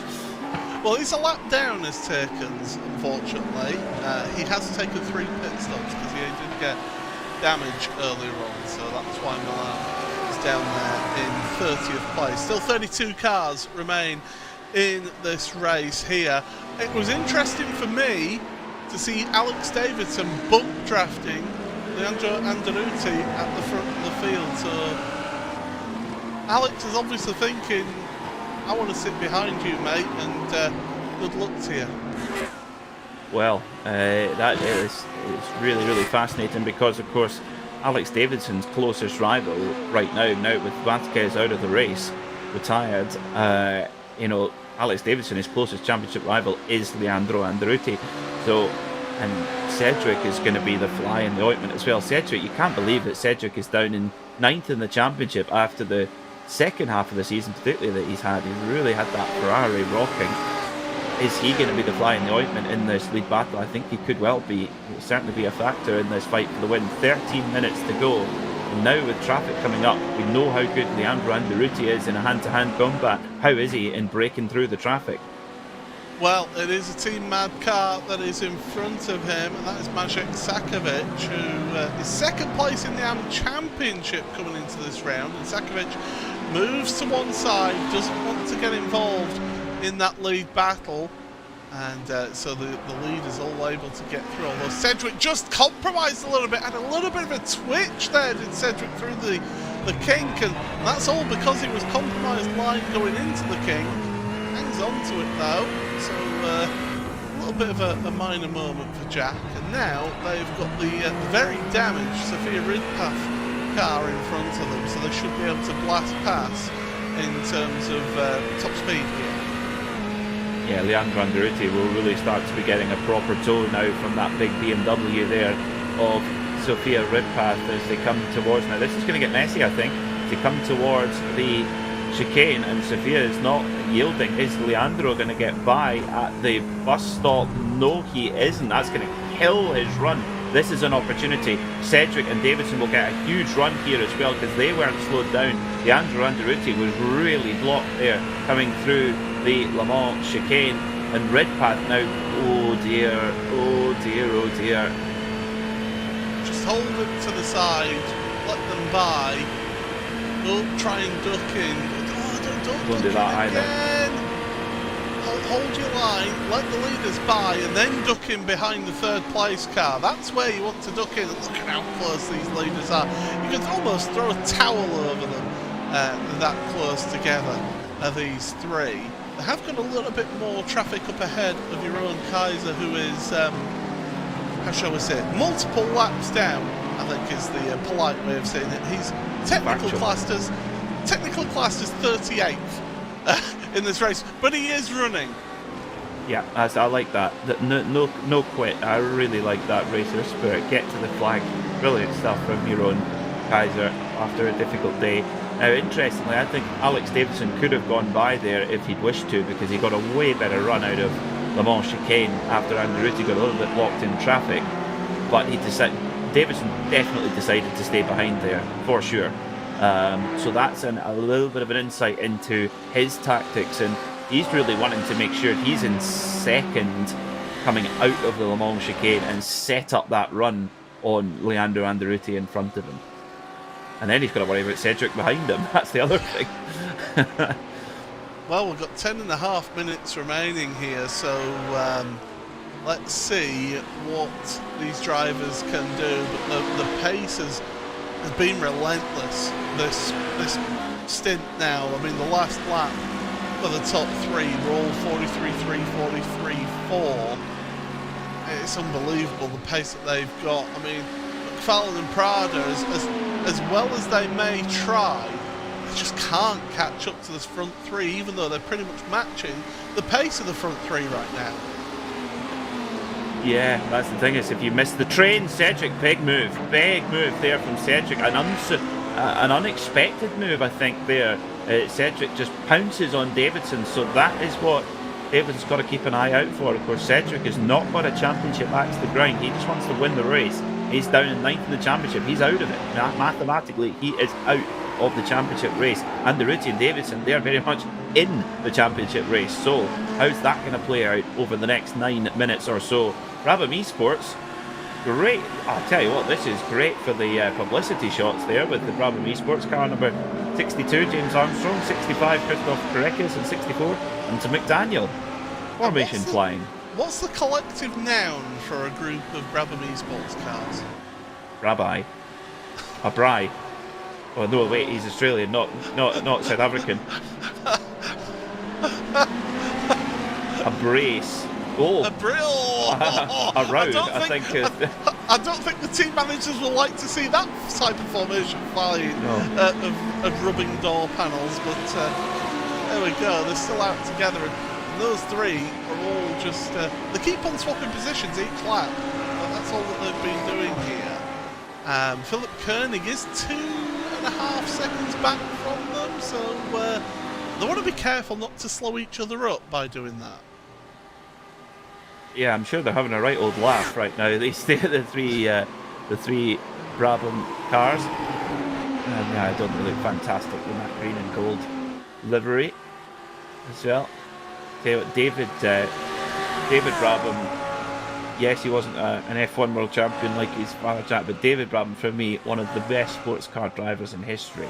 I mean, in a prototype, open top prototype particularly, he was just spellbinding, and he did not know when he was beaten. So that is the true spirit of Brabham, I think.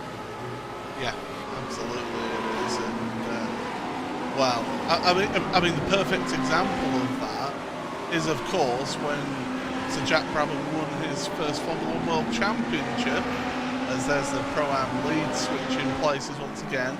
He literally had to push his car across the line at the end of the final round of the championship to get himself that championship win. So yeah, never give up attitude with Brabham, and it's great to see that carry on there. But yeah, Ethan Critchley getting himself ahead of James Bume, who those two have been stuck together this last stint of the pit stop. So James went from being in 7th on his own to obviously taking his longer pit stop and dropping back to Ethan Critchley. Bit of a moment there for Sedgwick coming out of the Le Mans chicane, got a bit of a wiggle on as well. Anderuti appears happy to just set that pace, try to go as flat out qualifying lap, trying to put the two Ferraris under pressure. So we saw Sedgwick make a move on Davidson. Is he going to try and hand out the same treatment here to Leandro Anderuti? Certainly, we're getting very close there as well. Might well have a go on the next lap. And a new fastest lap for Alex Davidson as well. So he's just got another fastest lap in there. Only 1/100th of a second off of getting into the 42s with that double draft there. So yeah, the third car could yet be a thorn in the side of the front two. I reckon about, when we went across the line that time, I reckon about 4 laps remaining in this race, Peter. So it's going to be a real push to the end here as they come up to Pete Harrod now. Yeah, Pete Harrod in the McLaren, the old venerable MP412C. But the question is, if we go, if we push an extra lap, if we're just on that tipping point of whether we go, say 4 laps to go, 5 laps to go, whatever it is, if you go for that extra lap, whoever's not got the fuel on board in that leading group, they are going to be heavily disadvantaged by that. So that's very much in the lap of the timing gods there, of how that plays out as well. But Davidson, just to give you an idea how strong the draft is there and how hard they're pushing, he went 0.2 of a second quicker than he did in qualifying. Bear in mind, these tyres are an hour and 40 minutes old. It is absolutely incredible the pace that they've been able to push. I mean, yeah, it's not the hardest track on tyres, is it, this one? I mean, you are putting a lot of loads through them, through some of these higher speed corners. You've got some big braking zones as well that you're putting load through the tyres. As Anderuti, 42.944, fastest lap of the race. No tow. No, he got a tow for Pete Harrod for a little bit. Only a little bit of that lap, yeah. But that's before that he'd done a 43.0, which was exactly what he did in qualifying. To within 0.003 of a second, he'd done what he did in qualifying. No tow whatsoever. That shows you how fast Anderuti is. That is remarkable. And anyone who's saying, you know, oh, the balance of performance isn't good, the Porsche is slow, clearly not. Ethan Critchley, making a move there on Buemi. That's going to go down to the wire. Brilliant stuff between the Audi pair and Pro-Am. And a spot in the overall top 10. Careful. This is going to go all the way to the wire, and hopefully they can both keep it on the grey stuff and keep it nice and clean between the two of them as they come through towards the Western Horseshoe. Yeah, those leaders, they are together. Now, I'm looking on my track map. They have got Edward Knight to lap, have the 3 leaders, and then in front of him is Axel Slijeptrovic. I don't think they did catch anyone else. I think those two are the last 2 that they would potentially catch here in this race, with 3 minutes and 10 seconds remaining. we're going to be starting the penultimate lap here, Peter. If you're Alex Davidson, you're looking to make a move now to get yourself in the right place. Well, through they go then. Andretti leaves a little bit of room there. Sedgwick thinks about taking it, and Davidson gets a little bit blocked out on the outside there as they come around. And look how hard Andretti's pushing right up over the curb as well, going as deep in as he can. We know how good that Porsche is on the brakes. It appears to have very good straight line speed. They're not getting buzzed by the Ferraris at all. So who has got the pace? We saw at the end of the second stint of just how good Andretti was when he pressed the nitro button. My goodness me, did he move forward and right to the front of the pack almost at will. Is he able to defend from these two Ferraris? He's led for so long as again Critchley goes by Bume for Pro-Am lead. That's going to go on right to the flag. But two races going on at once here. The spare a thought for our producer bashing away at the buttons in the green room. Yeah, he's got the tough job here now as Connery, as we get into the final lap and a half of this race. It's where do you look? Well, you've got the overall race lead, which has got 0.7 of a second covering the three cars. Andretti feeling the need to try and move about, to try and break the slipstream. Critchley and Bume still carrying on that duke in that battle for that Pro-Am win and 10th place overall in this race. Through NASCAR turns 3 and 4 for your leaders right now. This is to decide who wins this race. We're going to be starting the final lap of the race here. It's been an hour and 43 minutes. Just 2 minutes to decide this one now between these three at the front. Andretti feeling the need to go defensive going into turn 1. Sedgwick, he's got to be concerned about that Pure Sims Esports car of Alex Davidson behind him right now, because he is is very much the meat in this sandwich, is Jack, through the International Horseshoe for the final time. They've got lap traffic ahead as well, Peter. Oh, and let's hope this doesn't play a factor in what has been a high-class race. It might have looked straightforward, they made it look easy, but trust me, it's not. The pace at the front has been electric when it's needed to be. As side by side for the lead in Pro-Am going into the last lap. Bume is wide, but so is Critchley a little bit as well. Is Critchley going to give him the room he is? That really gentleman there from Ethan Critchley. Great battling. Bume's on the grass. Oh, nearly. Now he's going to go deep on the brakes. Critchley goes for the cutback and they make contact, but Bume takes the lead then.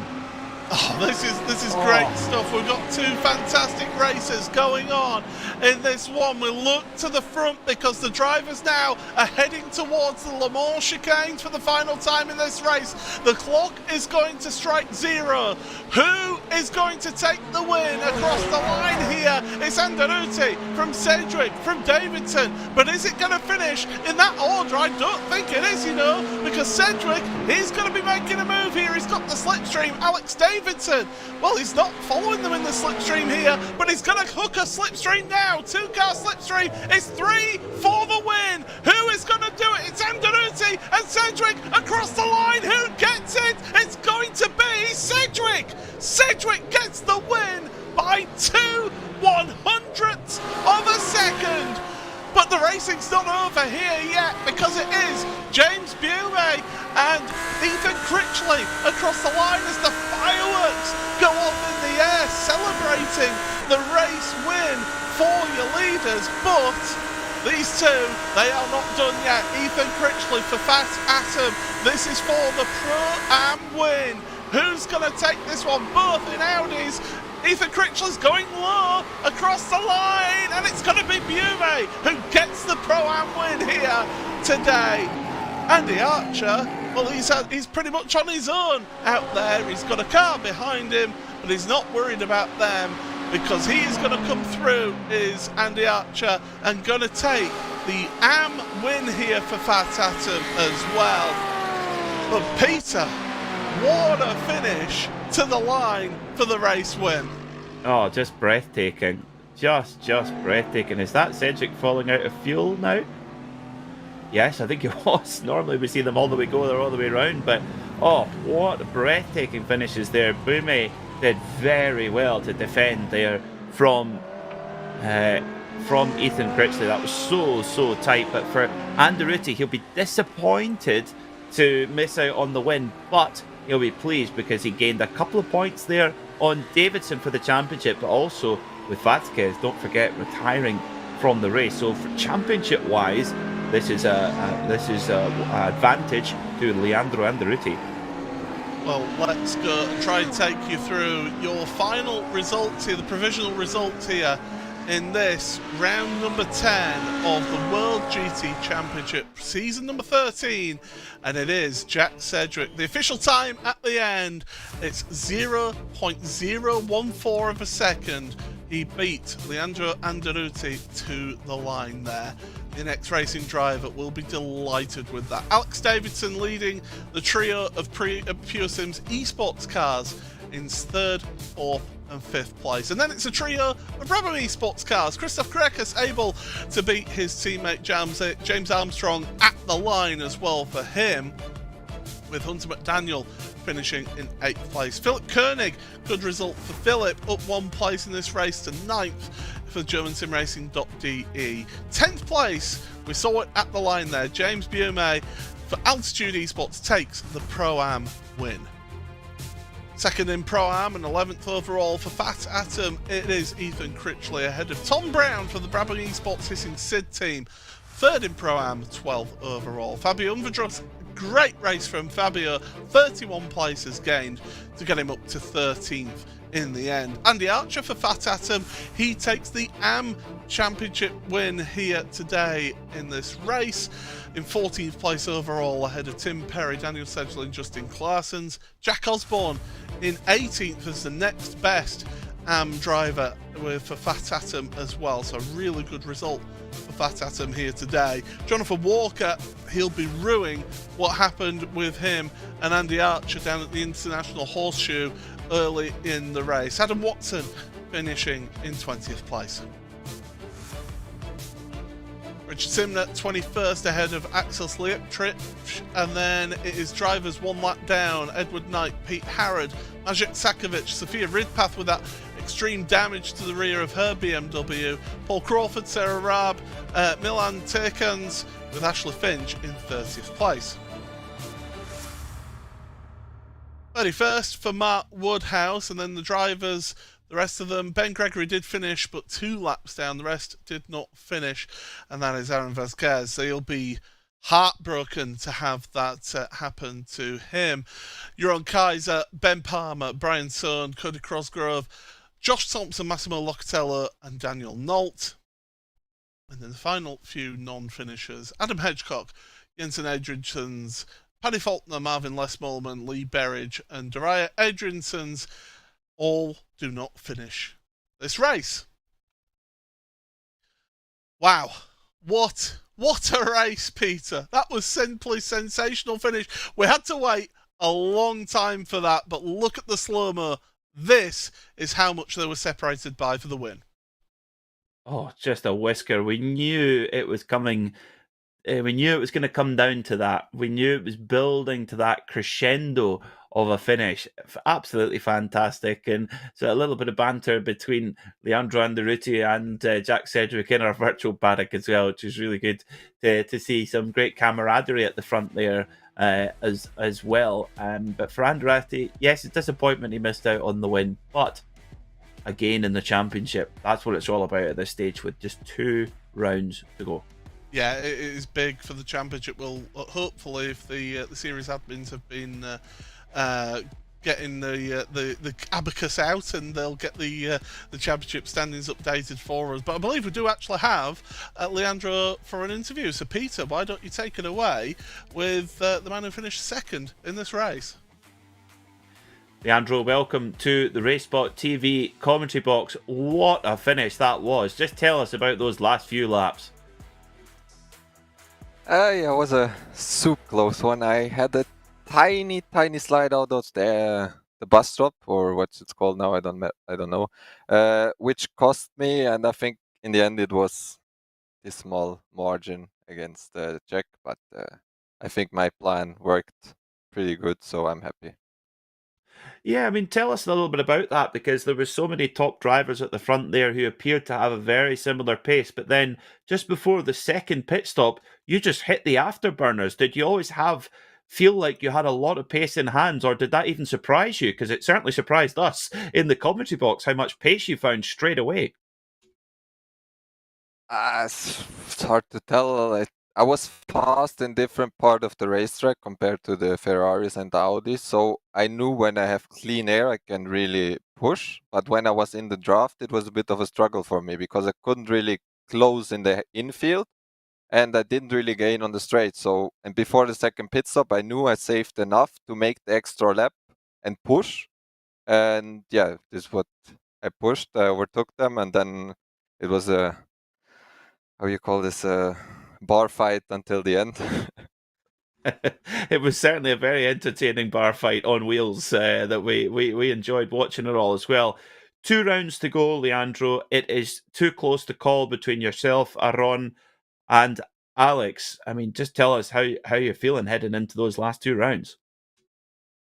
I'm not sure if I can make the next one in Manicourt because I have recruitment week with the army this week, so I don't have time to practice. But we will see. Maybe I come and just hope for the best, or I save everything for Hockenheim.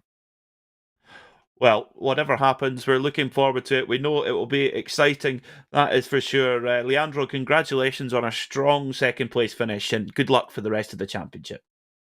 Thank you, guys.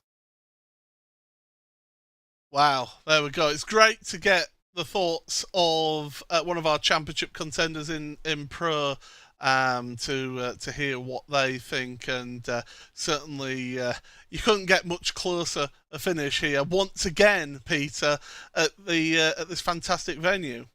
Oh, it always just brings that great racing. You have to be patient with a race of this style at Daytona. The drivers know that they can't afford to use too much fuel. They know they've got to keep an eye on that fuel number. Leandro just mentioned that, how he had to make sure he got to the number he needed.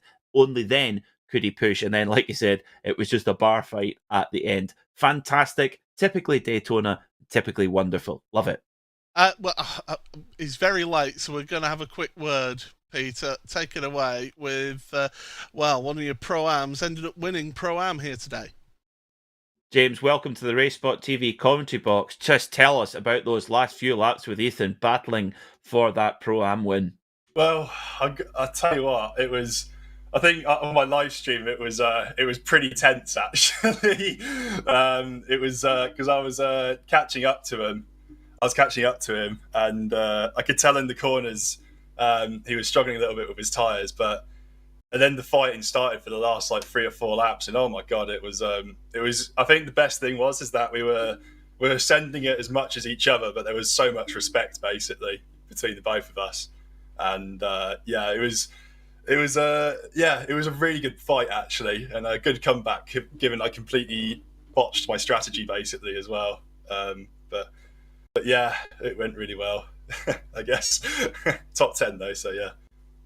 It certainly was, yeah. I mean, tell us about you put a lot of prep in for the Sebring race and that special event, and that really paid off. Was Daytona the same story? Were you grinding out the laps back in January, and did that experience help today?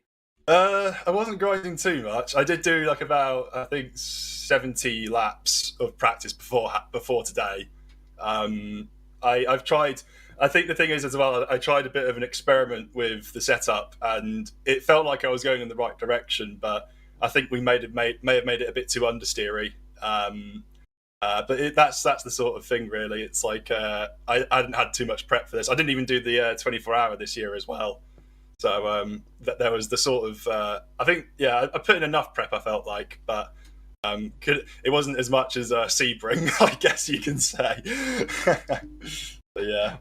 Well, it paid off, that's for sure. James, congratulations on winning that dramatic Pro-Am battle, and good luck for the rest of the championship. Thank you very much. And see you soon, guys. See you soon.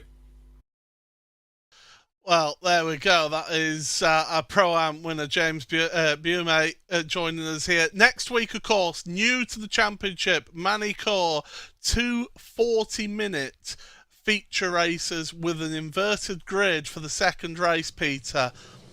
it's the final opportunities for drivers to take a drop score if they do have a bad day. But really, if you're one of those top contenders in the pro standings, you want to be carrying form into that final week. Absolutely, and the drivers who'd also take part in the World Touring Car Series here will be broadcast on Thursday nights on RaceSpotTV. That is really important because we had a race just a week or two ago in the World Touring Car Series, and many of the drivers that take part in that also in World GT. So keep an eye out for that, if they might get a little bit of an edge of racing at Magny-Cours, as it's a pretty new circuit here in this championship and on iRacing also. Well, I'm afraid that is all that we have got time for here today on RaceSpotTV. It's been Paul Smith and Peter Mackay here in the commentary box, Connor and Maddock behind the scenes on production, and it was a sensational, dramatic race finish for Jack Sedgwick to take the win here at Daytona. Join us in a week's time at Magny-Cours as the championship runs towards the end. Goodbye.